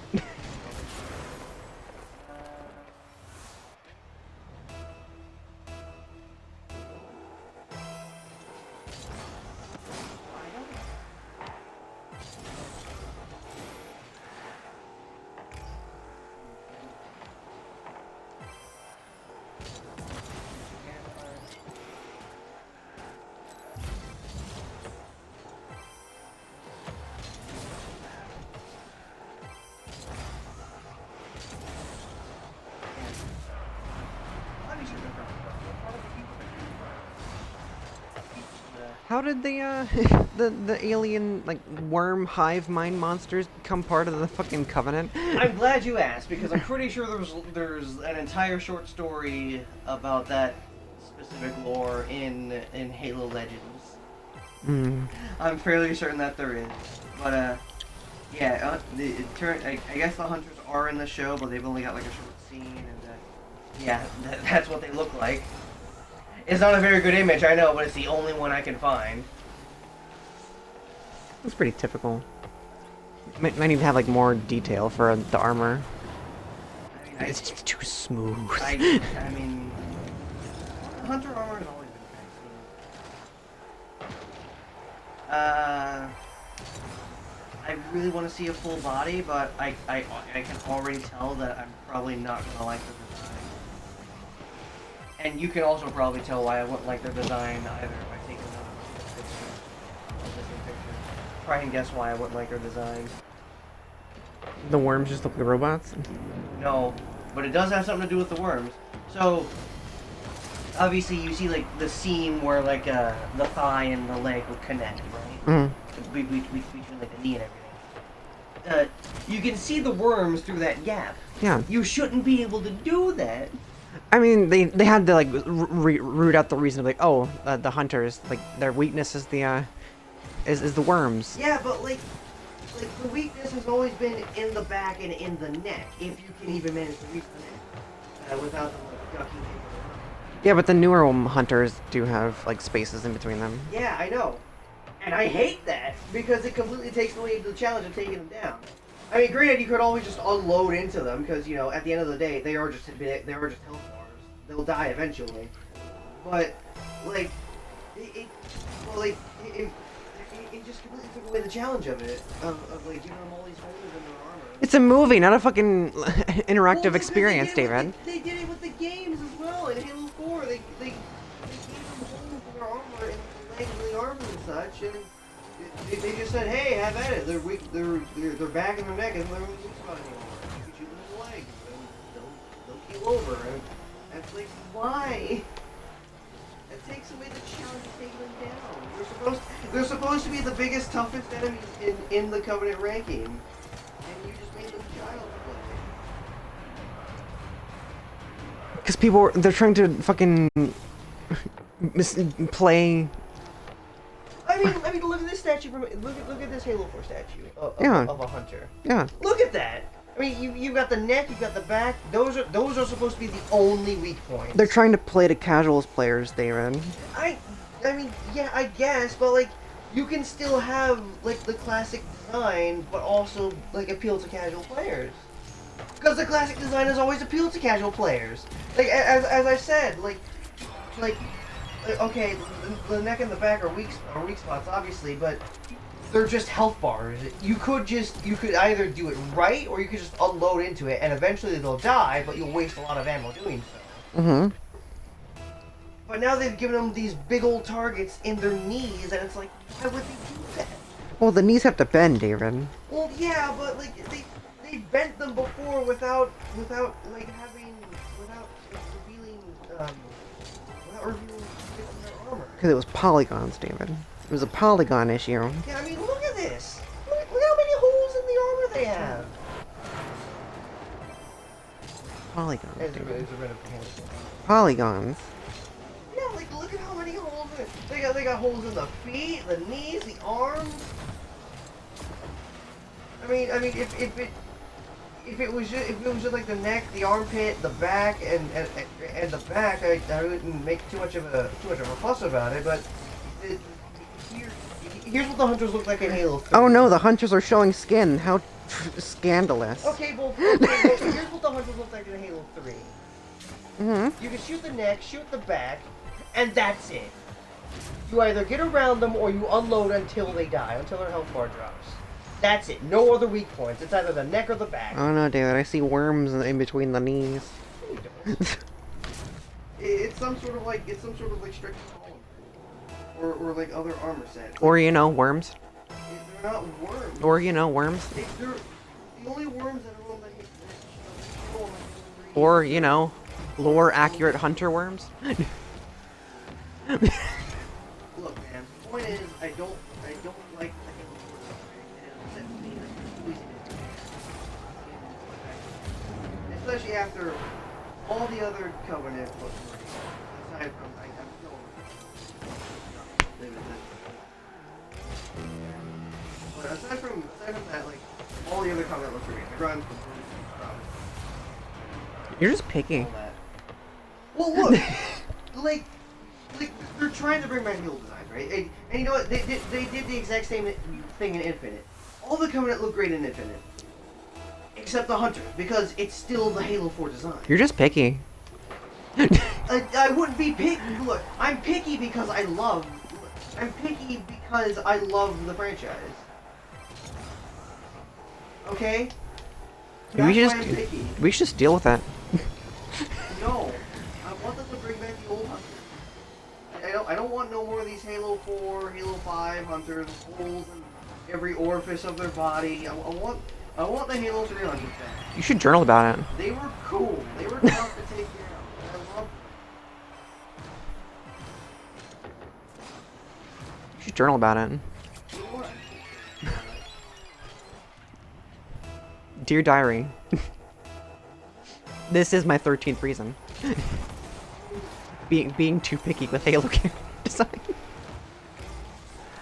It's just good design. That's been completely overwritten by a bad design, and then supposedly said to look good.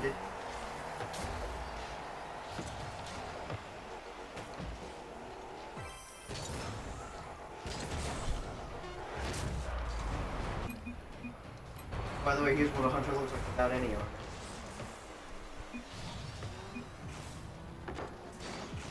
Looks like a pile of intestines.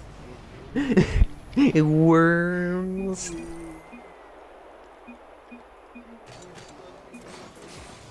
Would you love me if I was an armored worm? An armored flamethrower. That sounds cool. Outfitted with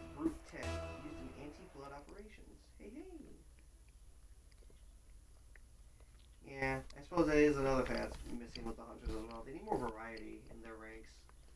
Like a flamethrower hunter, that'd be awesome. Maybe fire is their enemy, David.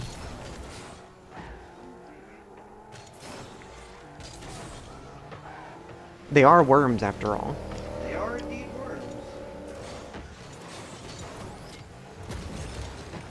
They are indeed worms.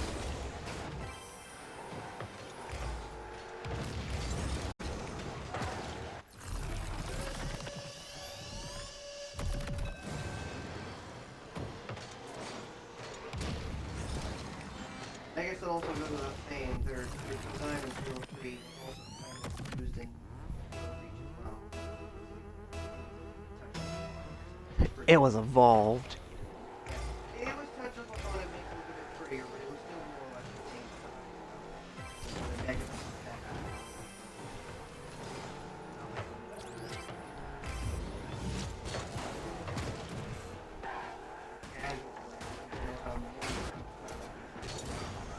They're appealing to their ADHD crowd, David.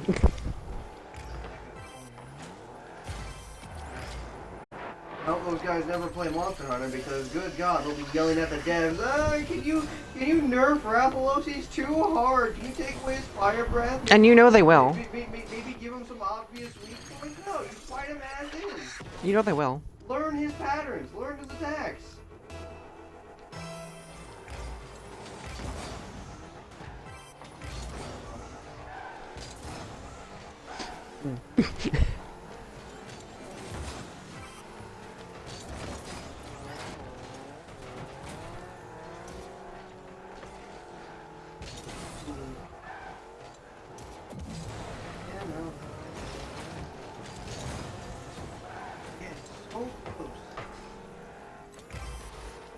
I really hope that concept changes soon with the next Halo game.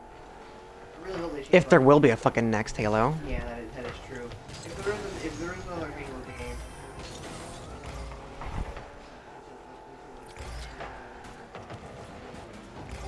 I would honestly be happy if they just put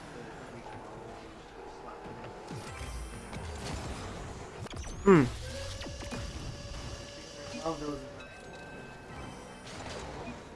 If you took those designs and gave them the aggressive characteristics and weaponry that was in Halo 5, that would be ideal. That would be awesome.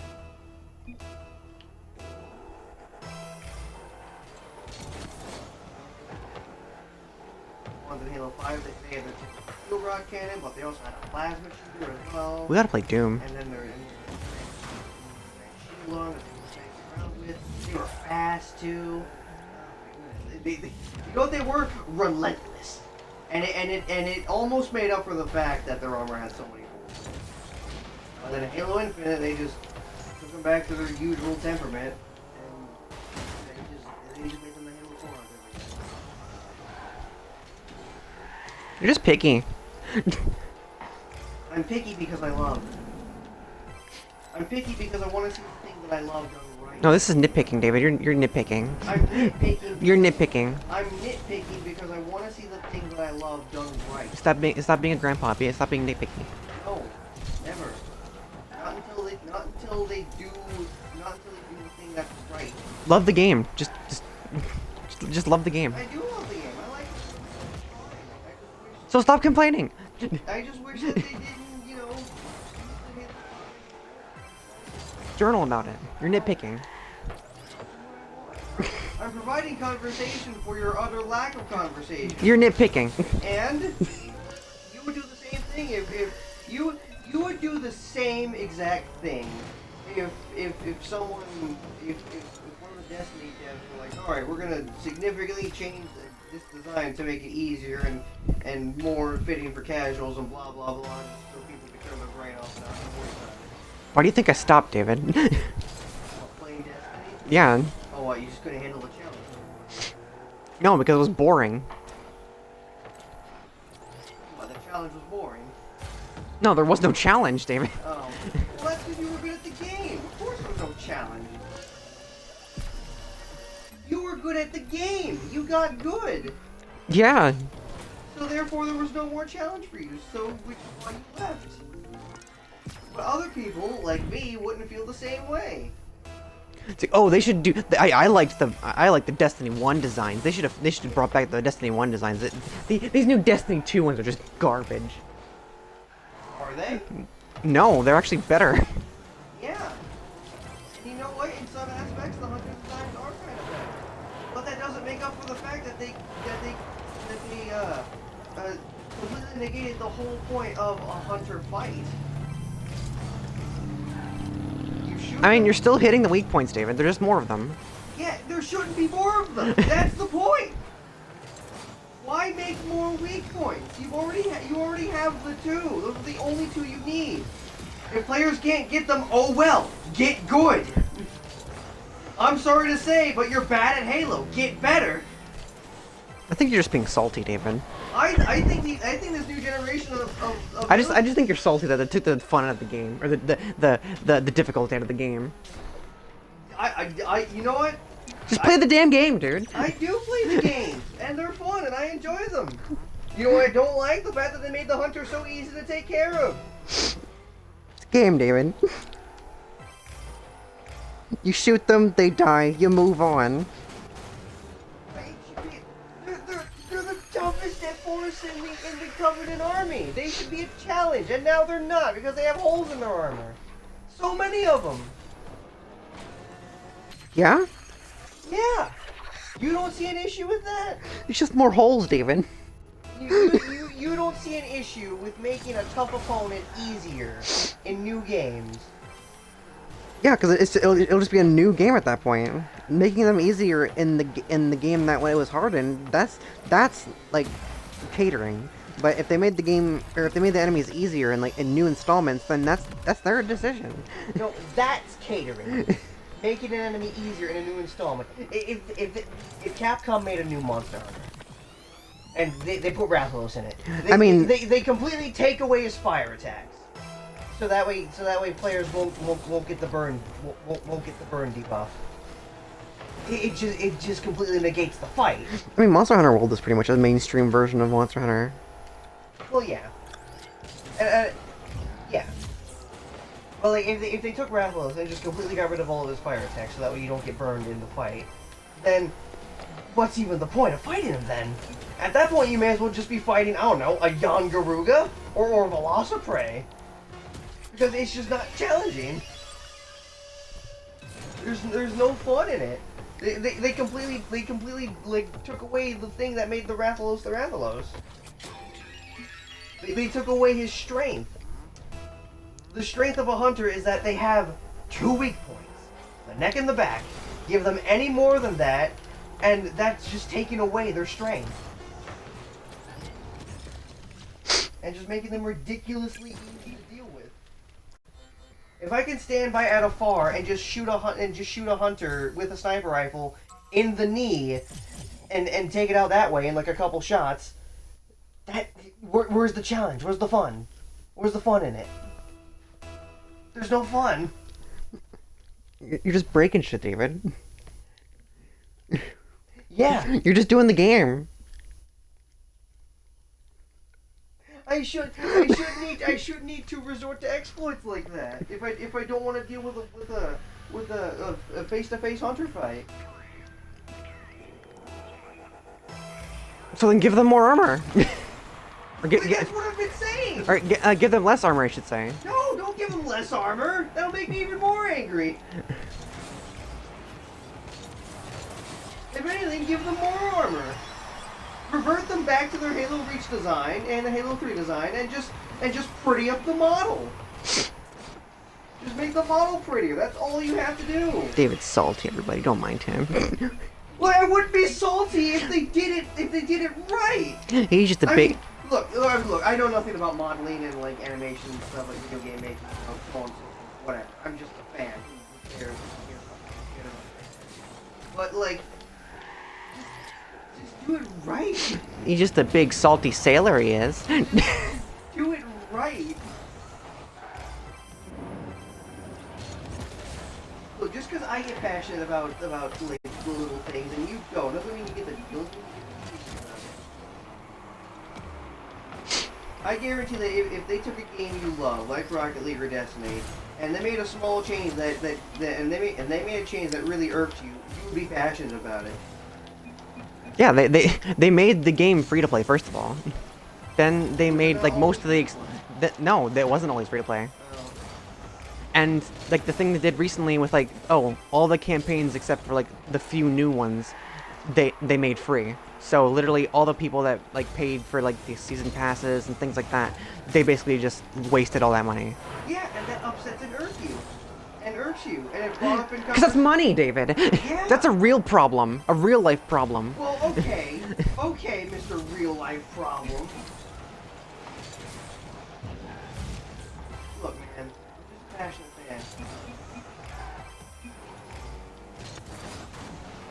So work for Disney or wherever the fuck Bungie is. Bungie doesn't kill it. 343 Industries, who fucking Treyarch? No, that's COD. No wait, Treyarch was on in on it in. Were they in? No, they were in on it. I think on Halo 4 or 5. Really? Yeah. Well, explain some of this. May even explain the Hunter design. Wait, what was it? I might be thinking of like a whole different game entirely. He might be. But I could have sworn that Treyarch did something. Perhaps it was that fabled COD Halo crossover. Oh, if only. Oh, dude, how cool would it? How cool would that be? I mean, Halo would obviously steal the show. Like the Master Chief teaming up with like Ghost or Reznov or whoever the main character of the COD section would be. Ooh, you know, it would be a good thing. What? A good little like, I guess like little crossover they can do.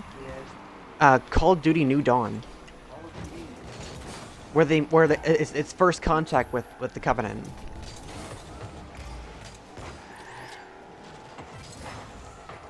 But then again, it would also insinuate that COD characters eventually evolve into. I don't think fans would like that. I mean, tough. It's a game. You bought it. What do you mean tough? In the end, they win. What do you mean tough? You take franchises and then essentially just saying, oh, they're all this time they've technically been the same franchise. I mean, I know COD hasn't really had a whole lot of good games lately, but like. Any lately. Yeah, but like that doesn't mean you need to turn them into a completely different franchise. Or insinuate that all this time COD was actually Halo. That'd be ridiculous. Now that's how you get fans angry. Yeah, but there's a whole plot, like a whole overarching theory That that doesn't matter. the whole overarching theory is like all the games are connected. It's just like a whole timeline sort of thing. Yeah, but that's just a theory. Game theory. But at the end of the day, that's just a fan theory. It's not canon. It's reality at this point, David. It's not. Like, what? I think there was like one COD game that had like superistic future technology that like way surpassed like evolution stuff I Halo. Or like even if they didn't have a game like that, I'm pretty sure if COD is going to evolve into any franchise, it would end up being the Wolfenstein franchise that they evolve into. That would be what COD turns into. It would turn into Wolfenstein, not Halo. What's Wolfenstein? You never heard of Wolfenstein? No. Really? You never heard of Wolfenstein? Never heard of Wolfenstein. It was the first-person shooter game where you fight Nazis. That sounds more familiar. And I believe in like one of the games you went to space where like Hitler was living out in retirement the rest of the days on the moon and What? you just go up there and like shoot Hitler in the face. I don't know. It's Wolfenstein. It's like as far as I'm concerned, it's kind of like a comic. I mean, it looks cool, but it has its stuff. Like at the end of the day, it's just another first-person shooter. I mean, Atomic Heart has the twins and the horny bridge tentacle robot and Twin communist androids coming acting different.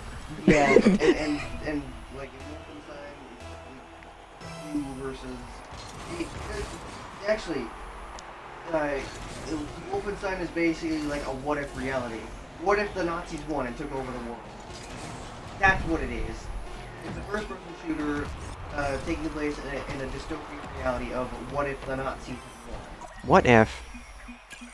And basically, you and like the rest of a ragtag team of like freedom fighters are fighting against them, and you know, just so on and so forth. It's basically one of those types of stories. You should play it sometime. I've heard it's really good. I'm really sad that Anthem got the short stick. Oh, did Anthem? Have you heard of Anthem? I have heard of it, but was it Battle Royale thing? No, it was supposed to be like the quote unquote like a successor to Destiny. Ah. What it was is it was like you were given like in like a Warframe sort of situation. It's called the Rig or something. I don't know. So it was combined Warframe with Destiny. Yeah, Okay. and like in the mech suit you get to fly around. It flopped. Oh, did it? Everybody hated it. Everyone hate. Wow. Did the devs not even get a chance to like modify it? No. And no, they didn't. No. They just completely gave up on it. Yeah. Oh, that's upsetting. It's like everybody just wanted it to go away. Mm. I played it, and I played the campaign and like maybe like a few like seasonal events. And, Was it any good? I mean, I guess like the story, like it was fine. it was very all over the place. But the open world and like the actual like thing about it of just like, you know, you're in a mech, you're flying in a mech is fine. I think the reason was because like everybody was like, oh, it's the new Destiny, and then like this is not Destiny. Yeah, because of the designs and everything. Imagine right. That sounds a shame. So then again, like, what did you say? Third person? Yeah. I imagine flying around in a giant oval. Would be pretty hard. That's all it was. Yeah. It sounds like it had potential. They just executed it poorly. I didn't realize it got taken. No, it didn't get taken down. It's just Well, like it got shelled. Basically. That's a shame. I feel like if it had more time in the oven and people weren't relating it to Destiny, like I feel like it could have been probably could have been like the next gen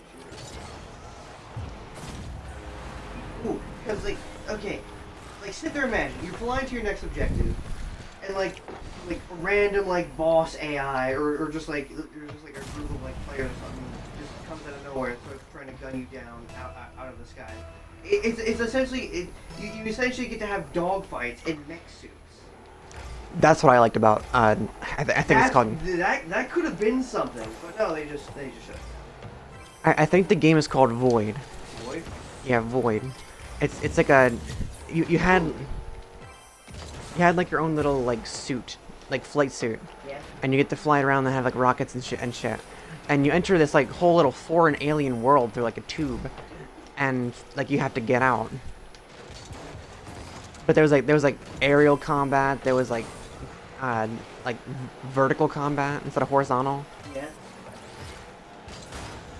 And even the enemies were amazing. I have to show it to you if I ever get it again. What did you say?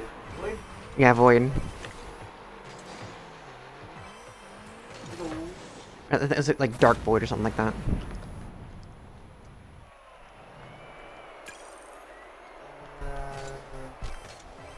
Yeah, let me see if I can't look it up. No, I'm already on it. Void game. The Void. Void, the video game. Ah, there we go. Dark Void. Ah, yeah, it looks like it's fun. There we go. For the Xbox 360.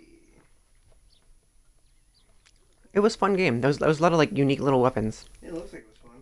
The first fully 3D action shooter. Rise Up. Gravity-defying vertical combat. Fly anywhere, fight everywhere. Step into the void. A sinister pair of mortal hostiles. Void's unique combination of jetpack, boosted 360 launch and ground combat brings really new gameplay dynamics to video games.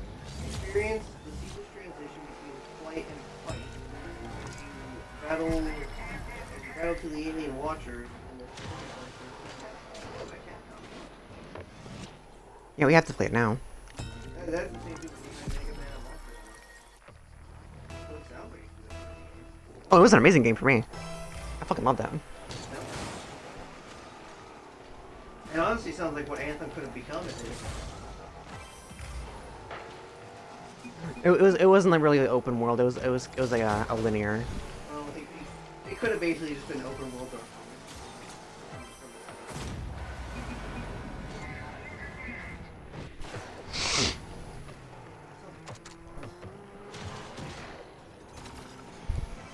I think I like 100% of it in New Game Plus. Oh, there's New Game Plus too. I think so, yeah. Nice. Love it when a game has It's like in the New Game Plus you get like or at the very least allows you to kind of replay the game.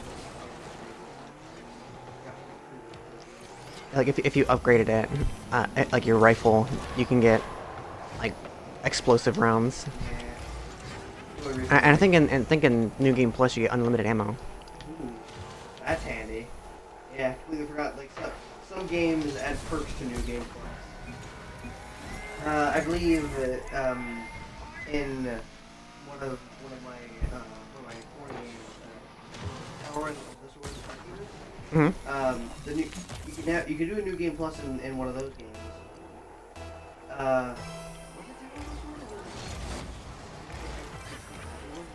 It wasn't Tower of the Sword. It was like it was called like Succubus something. No, Castle in the Sky. That's what it was called. So Castle in the Sky had a new plus, or a new game plus, and it essentially it gave you the choice to have unlimited, it gave you the choice to have unlimited currency, new characters to play as, new play styles.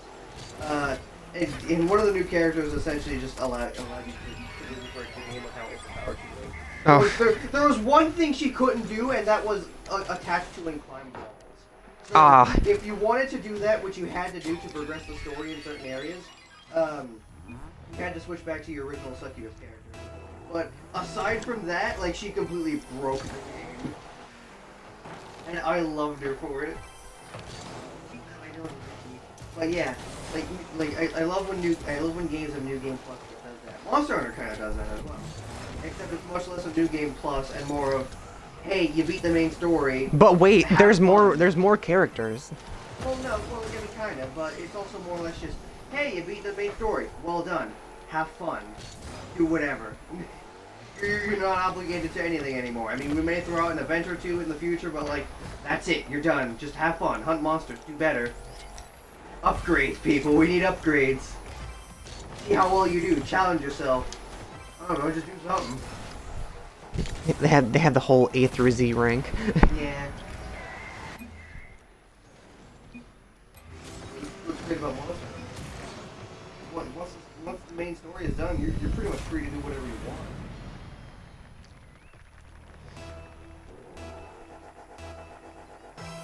I love New Game Plus. The Darkness series had a New Game Plus. The Dark? Yeah, Ooh. I think it was just a duology. Cool games.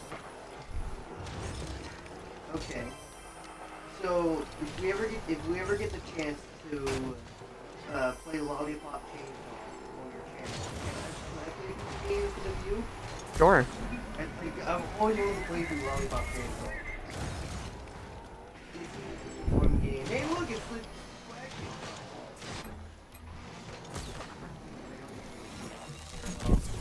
I gotta show you the Darkness series.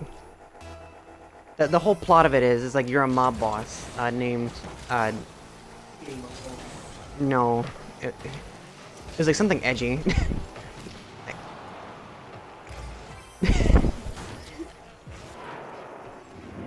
I think his name was like Johnny or something. I don't know. Ah, yes, the most edgy of names, Johnny. Ooh, I'm getting goosebumps, man.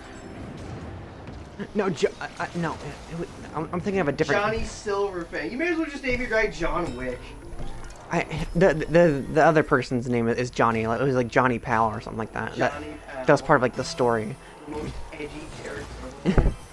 Put Shadow the Hedgehog to shame. Ooh, boy. But anyway, you play as a mob boss, and like you have been like the next bearer of the darkness, and it's just the whole like story of like you going like through like, oh, you have to save your wife, and your wife dies in the first game, and in the second game, like you've been like haven't used the darkness in a while, and you get like assassinated or like an assassination attempt, and the darkness comes back again, and you're like, oh, I have to save my wife again. She's apparently an angel at the end of the game. It's like, oh, and you get stuck in hell. It's like, oh, this is for your own good. It's like, no.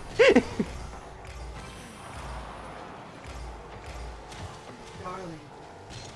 Yes, dear, what is it? You have to save or... What did you say that day? Do you know who I am? I am Johnny. I forgot what he said. I am Johnny. No, his name isn't Johnny Powell. I am Johnny Bravo. Edgy mob boss who wields the darkness from Kingdom Hearts.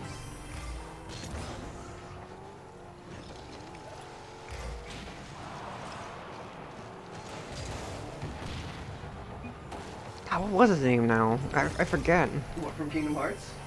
No, the main character of the darkness. He was Johnny Bravo, bro. It wasn't Johnny Bravo. Yeah, it was. No, it wasn't.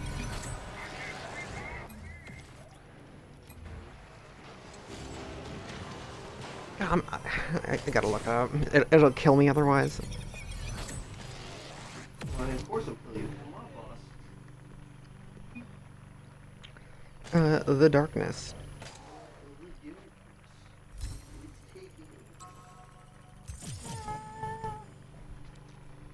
The darkness. The darkness. He has control of me. I can't. Hey, look, a dragon blueprint. Neat. Dominus.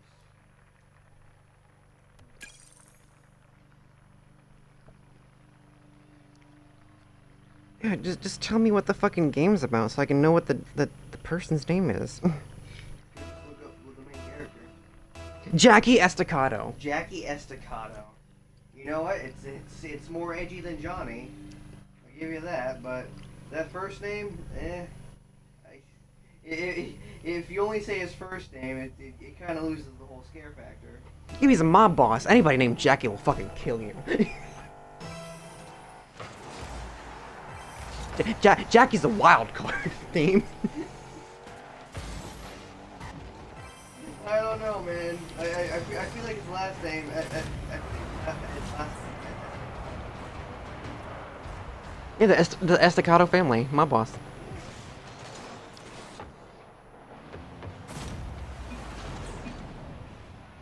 Think his fucking girlfriend or wife's name was Jennifer or something like that. Jenny. Jennifer. Are you sure it was Jenny or was it actually Johnny? No, one of the characters. Also, we have Jackie, we have Johnny, we have a potential Jenny / Jennifer. No, what's with all these J's? I'm saying it was probably Jenny that was the name of the wife, and John. Oh snap! They put Jenny from Minecraft in the game before Minecraft. Not even before Minecraft. They put Jenny from Minecraft in another game. That's crazy, bro. And Johnny Powell's just a schizophrenic. Then that somehow is like, oh, the darkness. I know that. I seen it once. It's left me criminally insane. It's me, Kingdom Hearts. And they have like all these little like lore tidbits too. If you collect them like around the thing, it's like, oh, this one particular bell staves off the darkness every 300 steps. Lore. Kingdom Hearts. If we eventually play like Kingdom Hearts, get them out of order. Or no, we should say that we're gonna do our research, play the games in order, so that way we can get the full experience of the game. But then we'll play the games wildly out of order and just complain that the story makes no sense. This game just to upset people. This game is fucking terrifying and just boring. I don't understand. Like why? Like okay. Why just typical anime do with a key ring or a very comically large key? Just talking to Woody all of a sudden. It's just a really big house. It looks like a house key that belongs in Alice in Wonderland. No, it looks like a prison key, like handcuff keys. Mickey Mouse key. Who would he lock up? I don't know. Who would he lock up? Was it Mickey? Was it King Mickey? Mickey is just a fucking eldritch god in the Actually, to be fair, there is like a separate pocket dimension thing where the darkness supposedly comes from, and in order to seal it up, in order to seal up the door, it has to be closed and locked from both sides with the key to seal Kingdom Hearts. So and like one of the main characters gets trapped there at one point, as well as like a side character who's also a main character who is also one of the original Keyblade wielders, who also is a woman who also is friends with two other Keyblade wielders, one of whom is an evil guy, except he isn't an evil guy because it's a completely different character, despite the fact that he looks like that character. Slow down here. Kingdom Hearts, baby! Tune in next time on stream. You wanna know how many Soras there are? Dream drop distance. Final chapter prologue. You wanna know how many Soras there are? There's regular Sora, there's digital Sora, there's darkness Sora, there's Sora Psychonaut Sora, there's evil Sora, there's Organization 13 Sora, Wait, there's Xehanort Sora. Hang on, hold the fucking phone. Who's Organization 13? It's the main guy. Of course. They're the main people behind wanting. Because there's like a whole thing with like nobodies and the Heartless, and it's a mess. It's a mess of a plot. Is there any plot at all? There is, and there's a lot of story and lore to it. But God, good luck ever making any sense of it. Unless you start at the very beginning. And even then, it's basically a Bible's worth of lore. Goodness gracious. In the beginning, there was a man named Walt Disney. He's the creator, our god. It makes Metal Gear Solid lore look like Sonic the Hedgehog lore. That's how convoluted it gets. And there's honestly just as many Rikus as there are Sora. There's regular Riku. Who the fuck is Riku? He's well, if you're asking the Yaoi shippers, he's Sora's boy. Okay. Or maybe it's the other way around. I don't know. But like as far as the main games go, he's basically just he's Sora's best friend, but also his arch rival, sort of like Sonic and Shadow, because like there's good in Sora's heart, but like Riku was taken by the darkness, so now he has darkness in his heart. So he's an anti-hero, but he's mostly a hero, except when he's a villain, and he's fighting against Sora, except when he's not, and he's helping him, or if he's just on his own adventures, trying to figure out who he is, and It definitely just feels like a fucking shadow. it's a mess. I'm the ultimate life form. Yeah, but Keyblade to the underworld. Yeah, basically, yeah. It's a mess, but you know what? I love it. But yeah, comical key to the underworld here. Comical key to comical prison that seals up Schizo Mickey. Confirmed for Schizo Mickey. Schizo King Mickey confirmed for Kingdom Hearts 5. Dread King Mickey. Dread King Mickey. Oh my goodness. Behold, Dread King Mickey, Bloodbath Goofy, and Thunderlord. Black Goofy. Thunderlord Donald. No, it's just Black Donald. For Black Diablos. Black Donald. But wait, Donald's no wait, that's Daffy. Yeah, Daffy's the black one. Daffy's the black duck. No, Black Donald's just Daffy. They just completely replaced Donald with Daffy. I'm not even sure if Warner Brothers would let them do that, but I kind of want them to.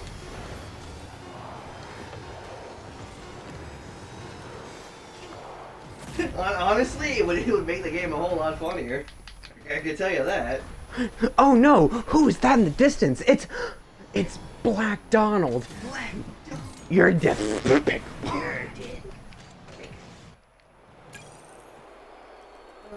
goodness. I should watch a movie. I haven't watched a movie.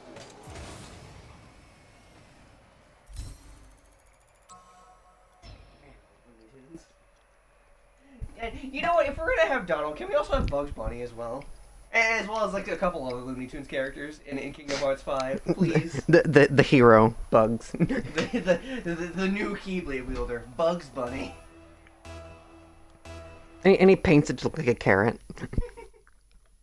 No, actually, you may not be far off, because obviously there's like Sora's Keyblade, but Riku also has a Keyblade, but it's a specific Keyblade that's not really tailored, but like sort of like made in his image. Mm-hmm. Like it looks like a big old demon wing. So yeah, Keyblades. Turns out there's more than one. First of all, and second of all, they come in many different shapes. They come in many different like forms and styles and like designs and such. And I'm not sure if there actually is one, but there may be A carrot Keyblade. Yeah, there may actually be a carrot Keyblade, and if not, then if they did add Bugs Bunny, they would definitely add in a carrot Keyblade, just so Bugs could take a bite out of it and go, what's up, Doc? What's up, Darkness?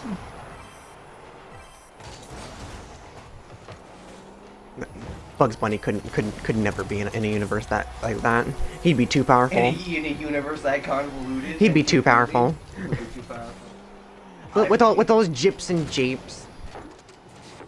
I've come for the Kingdom Hearts, the darkness in your world.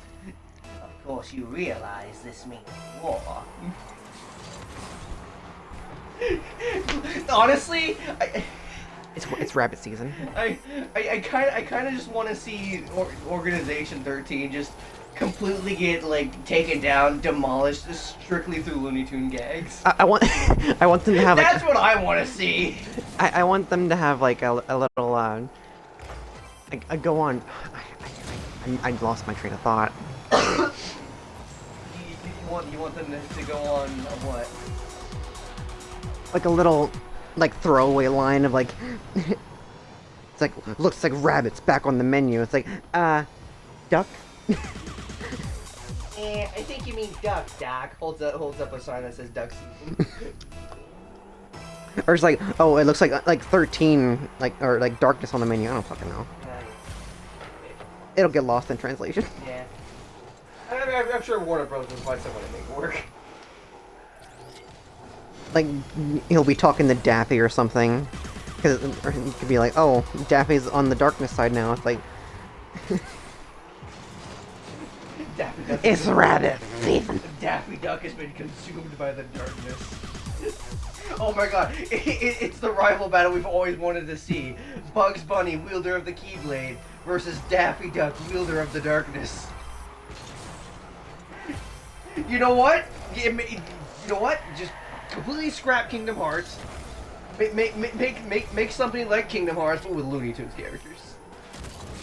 I can just imagine, like, the fight scene between Donnie Duck, between Daffy Duck and Bugs Bunny would be like one of those like anticlimactic, sad like final battles, like what was his name? Like the Firebender and his sister. Yeah, Azuma and Zuko. Yeah. I think her name was. Well, then who would Kairi be? Because Kairi was like the girl. What the fuck is Kairi? There's as far as main characters go, I say main characters. I think everyone. But as far as like main characters go, you've got Sora and Riku, and then you have a girl that they hang around that they're friends with named Kairi. In like later games, and and is also kind of like the center of like the whole. She's also like the center of the whole reason that Sora and Riku became family in the first place, because like she went missing, Sora and Riku went after her, but they took different paths. They found a comical key. Yeah, and then they took different paths. They found Sora, and it's just, again, it's just a mess of plot. But essentially, Kairi is also like an important thing. So would Kairi just be like Lola Bunny? In this Pretty scenario? much. Or Pauline Bunny. Pauline Bunny. Was that her name? Lola Bunny. Lola. No. No, the other one.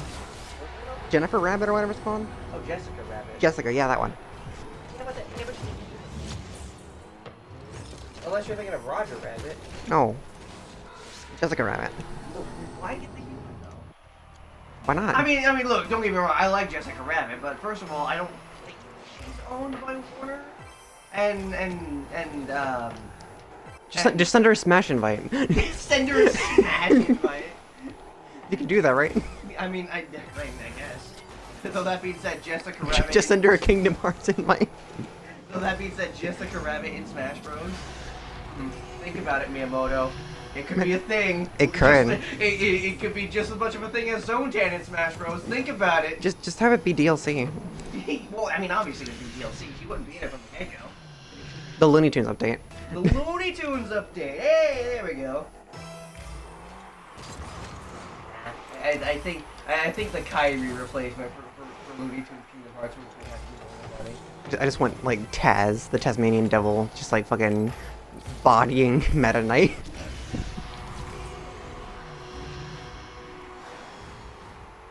Oh shoot, that's right. Multiverses does exist. Yeah. Oh, okay. Smash Ultimate, or I guess whatever Smash game comes out after Smash Ultimate. Smash Ultimate Smash Infinity. X Multiverses. Crossover of the century. You can play as all the Nintendo characters. You can play as all the Multiverses characters. The Warner Brothers characters. That'd be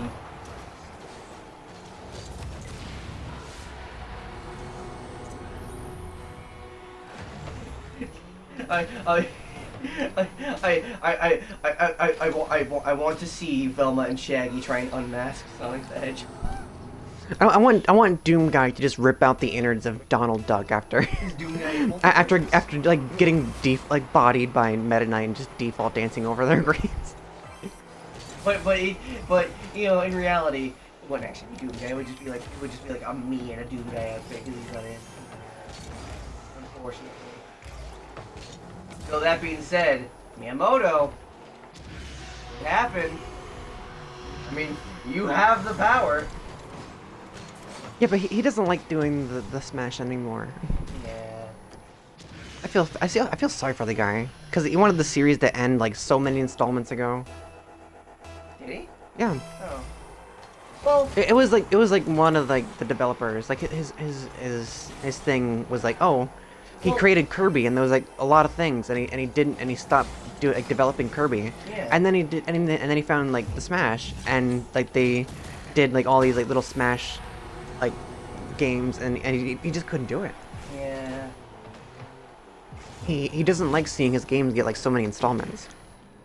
Yeah. I mean, I guess that's the price you have to pay when you make a successful product. But hey, look on the bright side. At least most of the Kirby and Smash games were good. Yeah. I say most of them. I'm pretty sure there were like some black sheep, but like most of them were good. It wasn't like Sonic where he had like a couple good games and then instantly went downhill and then kind of just like rode a steady like line in between good and bad. But most of the Kirby and Smash Bros. Games are like fairly beloved. And yes, I did just badmouth Sonic the Hedgehog, but you know what? Blasphemy. But look, man, the truth is the truth. It happened. Look, I like Sonic. But Oh, now you're calling a spade a spade. yeah. Look, man, I like Sonic, but I'm not gonna sit here and pretend that all of his games are perfect, or even good for that matter. Like adequate at best. I'll sit through and play them, but like. I want there to be an open world Sonic GTA game. Gotta go fast, but this Lamborghini. Gotta go fast, Sonic drift style. Just Pulls a guy out of a Lambo, shoots him with a Glock, and then hops in. God. Man, so if you live like this, that Shadow the Hedgehog. No, Can we make Shadow the no. Hedgehog? The origin story of like a Grand Theft Auto Sonic would just be like Sonic being shown the murder ropes by Shadow. Can we make Shadow the Hedgehog Big Smoke? Is that a thing we can do? All we had to do was follow the Robotnik train, Shadow. Or Sonic, yeah. Is that a thing we can do? Can we do that, please? Like he'll like the famous fucking like Big Smoke order. Yeah. It's like, I'll have 52 hamburgers. 52? 52. I'm hungry. I'll have 2 number 9s, a number 9 large, Number 6 with extra dip. 2 Number 45s. 1 with, With cheese and a large soda. Oh man. Have I shown you the meme of like Ryder is like telling CJ, it's like, you looking skinny, CJ. Need to get something to eat. And then it just pans over to like him with like a skeleton's costume on. I think you have. I gotta show it to you again. I want to switch back to Smash Bros. For a sec because there was something I wanted to say. If Smash Ultimate is like the very last Smash game, that's it. They're not making it anymore. I guarantee you there is going to be someone out there who is going to take the engine, like the movesets, the characters, and everything from Smash Ultimate, make their own game, call it like Smash Ultimate Plus or whatever, and then just consistently add more characters. So we can finally get Doom Guy. We can finally get like maybe Bugs Bunny, Shadow the Hedgehog, Knuckles the Echidna, and all those characters that we Well, want. at that point, it would just be called like Smash Infinite. Yeah, Smash Infinite. And obviously, you know, since Smash is, you know, aside from like Mario, Kirby, and everything else, is like one of Nintendo's biggest properties, they have to keep running the ropes. But I guarantee you, if they do manage to successfully, if a fan does manage to successfully do that, like make a Smash Infinite, And you know, not get sued for copyright. and not well, obviously they're gonna have to look for the not doing that. But yeah, if a very talented, like well-dedicated fan or group of fans can do that and make essentially like the ultimate of Smash Ultimate, Smash Infinite, Just have Scott Cawthon on it. Yeah, just have Scott Cawthon yeah, make yeah, just like- Smash Infinite. Yeah, just throwing Freddy Fazbear while you're at it. And all the characters can have like unique move sets, charge up attacks, and there could be like a whole bunch more weapons. We could finally have Shantae as a playable character in a Smash game instead of just relegating her to like a collectible spirit. Afton's voice needs to, or one of Afton's taunts needs to be, I always come back. That'll be fucking toxic as fuck. That would be. It's like somebody maining their characters, and like whenever they get back on the platform, it's like I always come back. Yeah. Yeah, no, that honestly, that kind of would be awesome. Because there are already like Smash type clones, but they're mostly relegated to Flash games. There isn't anything like big budget or anything.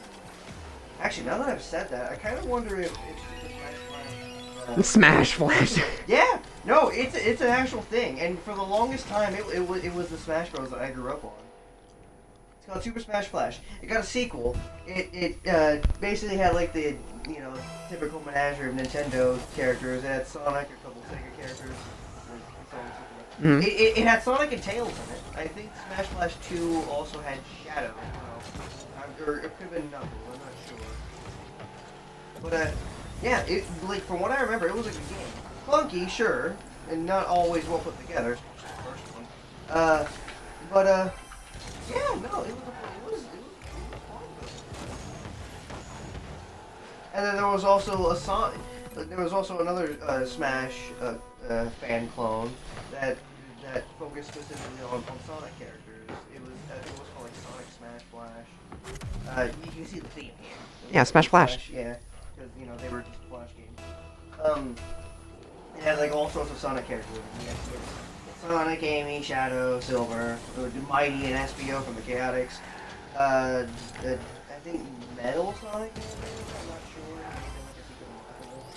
But there were unlockable characters you could and cheat codes as well that you could look up online, find the cheat code, put them in to just instantly unlock everything without putting together any work, and you could have like your very own Super Sonic versus Super Shadow like type fight. Yeah, it was awesome. Granted, I guarantee that if you play it nowadays, especially Sonic Smash Flash, the game would not be very well put together, because from what I remember, like even though I immensely enjoyed the game, it was very Busted. Yeah, it was not really busted, but like broken in the sense that you could easily lose if you weren't like good, or if you weren't like button mashing or whatever, or constantly moving out of the way. And like even like the little platforming mini game segments, I remember getting mad at some point because man, they got hard, especially with certain characters. Which is funny because with flying characters like Cream and Tails, obviously you can fly, so it makes them a bit easier. But with like characters like Sonic and SBO and so on and so forth, that can only jump, like have a triple jump at most. Yeah, some of those platforming segments were hard. And sometimes you would just fall through the platform. Sometimes the enemies that were like coming towards you, like in typical Sonic games, if you bounce on an enemy, They die. Yeah, and it does that in the game as well. But there's always like, not only is there like a satisfying like poof sound, but like it changes the momentum. So okay, how do I put this? So you're not really going fast, but you're starting to build up speed, right? Yeah. An enemy comes at you. You jump, hit the enemy. You can feel like It's the energy in the air, the momentum. Like you said, the momentum. Yeah, like you can almost feel the momentum shift. Like you kind of go faster, but kind of not really. But also your jump arc after you bounce off the enemy, like it also kind of it's like a very weird way of explaining it. Like I feel like the best way I could explain it is if I had you play a classic Sonic game. Yeah. I had you do that. But in Smash Flash, like it didn't really have it didn't have that same like feeling at all. So it was always very awkward to just like bounce off the enemy. And sometimes when you destroyed an enemy, you wouldn't bounce off, but you would just fall straight to the ground. So yeah. And obviously in typical Smash typical Smash fashion, if you wanted to unlock new characters, you had to, Do the campaign. Yeah, you would have to beat the campaign and do it while doing certain conditions. So, beat it with a certain character, or beat it with a certain amount of lives remaining. And those final battles to get the special new characters, man, they were tough. They were ridiculously tough. Because not only were Maybe they should add less armor, David. Well, no, it had nothing to do with armor. It had everything to do with how the game was built and the physics of the game, because it was slippery. Maybe they should have had like less armor, David. No, it had nothing to do with armor. Because I remember being hit twice by an enemy and just completely flying off the stage on the third hit. Maybe you're just not good enough. No, I wasn't. You gotta get good. That's exactly why I use cheat codes. Because I wasn't good enough. You weren't good enough. No, I wasn't. I'm curious as to how Super Smash Flash is doing. Probably a dead project. Yeah. It's been years though. I'm kind of curious if they ever go through. Oh, by the way, not only did Super Smash Flash have, Nintendo and Sega characters and stuff, they also had anime characters. You could play as Goku in it. Are you serious? You could also play as Naruto. Hmm. And yes, Goku can go Super Saiyan. So you could have Super Goku versus Super Sonic. That's a fight we all want to see. How cool is that? That's a fight we want to see. Just Goku body Sonic. Yeah. I mean, let's be fair. Sonic. Wow, looks like I'm gonna need the Chaos Emerald to defeat this man. I mean, let's be honest. Like, Super Saiyan Goku, yeah. You would hose him. He would hose him. I mean, he would put up a decent fight, but like, there's no way Sonic would win that fight. I just need more chaos. Chaos. I mean, I'll put it to you this way: if Shadow the Hedgehog can't beat Vegeta, then there's no way Sonic is beating Goku. Where did Shadow and where did Shadow come into this? You've heard of Super Attack's Death Battle? Yeah. There was that. Why are you gonna believe somebody that animates something? I mean- That's gonna be so biased. Well, okay, true, but to be fair, they also do a lot of research on the combatants they have fighting. Good for them, but like they're gonna end up deciding who wins in the end. I mean, that's true, but like, they also have like a lot of information and fact to back up why they believe that person. And you know, let's be fair, like, it's Vegeta. It's the Saiyan Prince Vegeta versus Shadow the Hedgehog. He's Who the do ul- you think would win in a fight to the death? Shadow is the ultimate life form, It's a Saiyan. but it's an ultimate life form, David. That doesn't matter. Lore-wise. Lore-wise, that means nothing. Like, look, I like Shadow, I like Sonic, but against Dragon Ball characters, they're losing every time. Well, Sonic, of course. He can just run fast. He can't, take a bullet. Neither can Shadow. Yeah, but at least he can dish out bullets. Oh, why are you saying that? Just because he's black? No, because he wields guns, David. Oh, and why are you saying that? Just because he's black? You think just because he's black he's packing heat? No, he's just an edgy individual. Like, oh, I'm the perfect life form. Elise. You mean Maria? Thank you, not Elise. That's a whole different side of Sonic 06 we didn't see. Turns out all this time Shadow had a crush on Elise, but Sonic just took that away from him. Wow, Shadow, what are you doing? I must fuck her. You're definitely not crying on the inside that you got the kiss in your mouth. Like, Shadow, I was dead! It doesn't matter, I wish I was dead. I wish I got killed. I wish it was me. It's like Sonic and Shadow are just like fucking brothers that always tease each other. No, Sonic, that's my girl. That's not what you said to me last night. Joke's on you, I can outrun you. Joke's on you, I'm fast.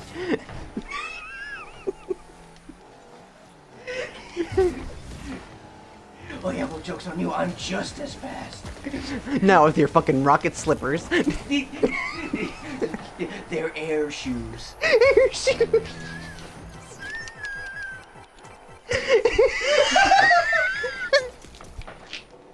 Oh my god. Official canon, by the way, that's what they're called. Air shoes They're air trademark. shoes. Air shoes trademarks. Bro, these are just my Nikes. Bro, my Yeezys. Sonic just has the Tims. Oh my god. Man, God, I love making fun of properties I love. I love Sonic, man. He's so easy to make fun of. Sonic just has athletic Tims. I mean, have you ever heard of soap shoes? No. Sonic, well, they're like a fancy kind of shoes that was like promoted in the 90s or whatever. Sonic wore those at one point in one of his games. Oh, did he? Yeah, I think like I think they were promoted for like grinding on rails and doing like extreme like sports and everything. I'm not really sure. I don't follow shoe fashion. But I remember that in Sonic Adventure 2, which is when Sonic wore the soap shoes, the grinding mechanic was also introduced. So I'm assuming the soap shoes have something to do with grinding, which has now become a staple of Sonic. Maybe for skateboards. It could be for skateboards. Soap shoes are for skateboards. Yeah, I'm not. Look it up. Yeah, you'd have to do research. But yeah, there was a point where Sonic wore different shoes. And they've never been in another game since, aside from Frontiers, but... It was a mistake. Yeah. Well, they were in Frontiers, but only as a DLC that you could earn after subscribing to the Frontiers newsletter. Hmm. So, yeah. I would have got them, but I don't know how to subscribe to the newsletter on PC. Oof. So, yeah. I wasn't able to get them. Oh well. Oh well, sad, whatever. I don't really care. Honestly, I'm just really glad to see them come back. Oh yeah. I mean, the games are still trash. Yeah, but- I mean, yeah. The game, like, they're fun, sure, and they have neat storylines, but they're very slippery, buggy, and so on and so forth.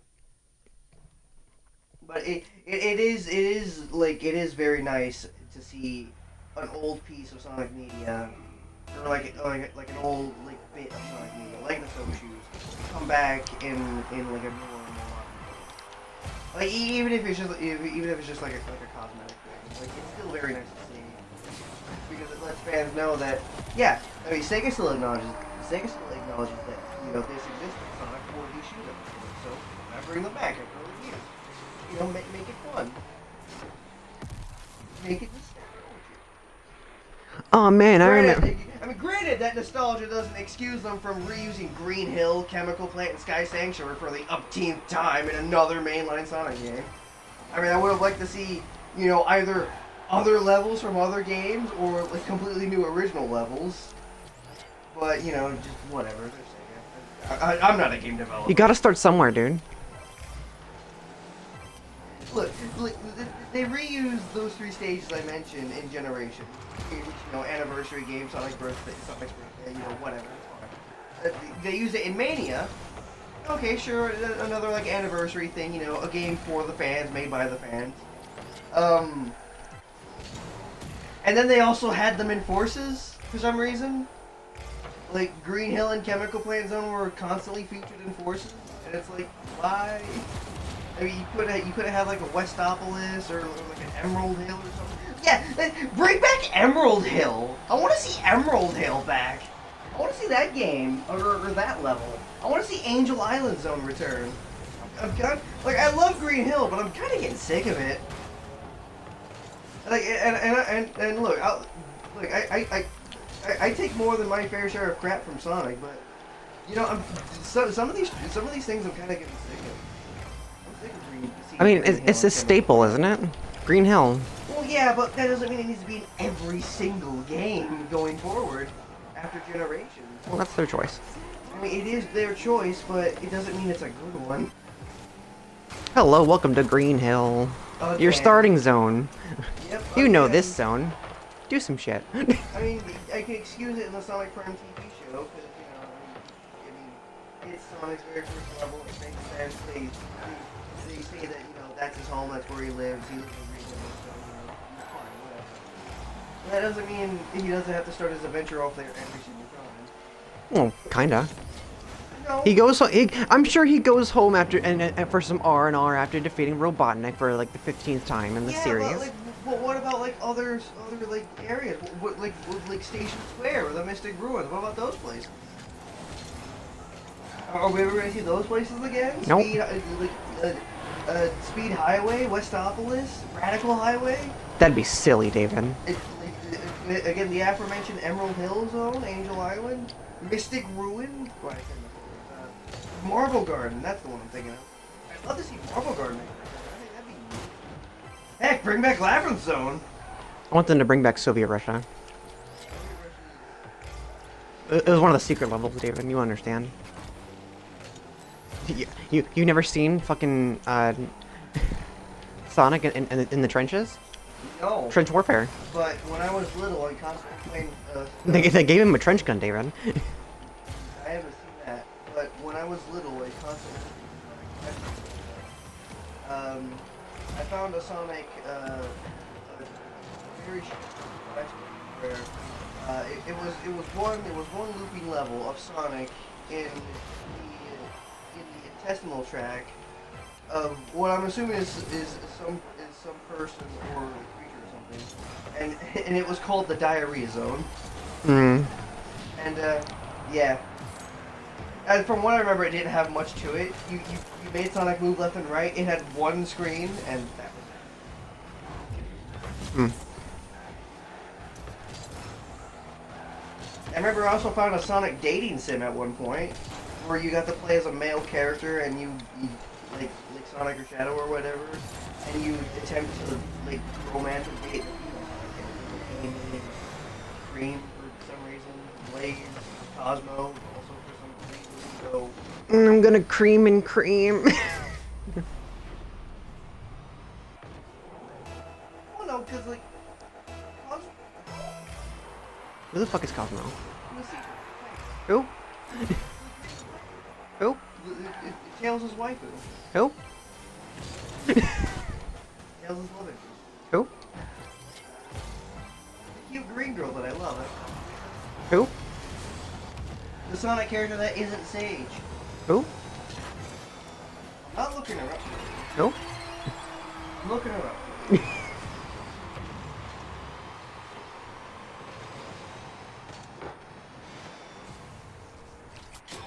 Yeah, I found all kinds of Sonic Flash games when I was little. I'm curious if they're still available. Other than again, the sites that they were probably full of viruses and such that'll affect the computer. So. Yikes! Probably wouldn't be a good idea to.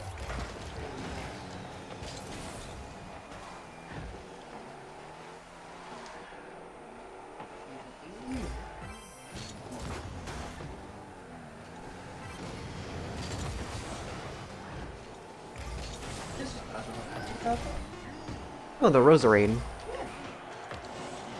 That's what I should have said. The Pokemon from Sonic. Remember that one? The Pokemon? I'm surprised it didn't jog you remember when I said, oh, Tails' waifu, his love interest? Who? The Pokemon? Oh yeah, her. Oh, okay.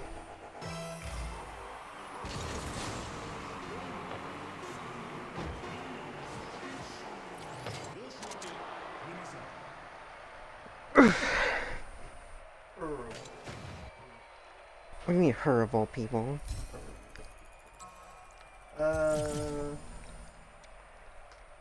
Alright, that's gonna do it for this stream. Well, Oh. yep. Yeah, it's 6 o'clock, dude. No one knows her age, and Yeah. no one ever will know her age because she's dead now. Yeah? The murder of Cosmo the Seadron. The murder of... Who killed her? Who killed Discount Gardevoir? Alright, bye-bye, lovelies. Bye-bye. What do you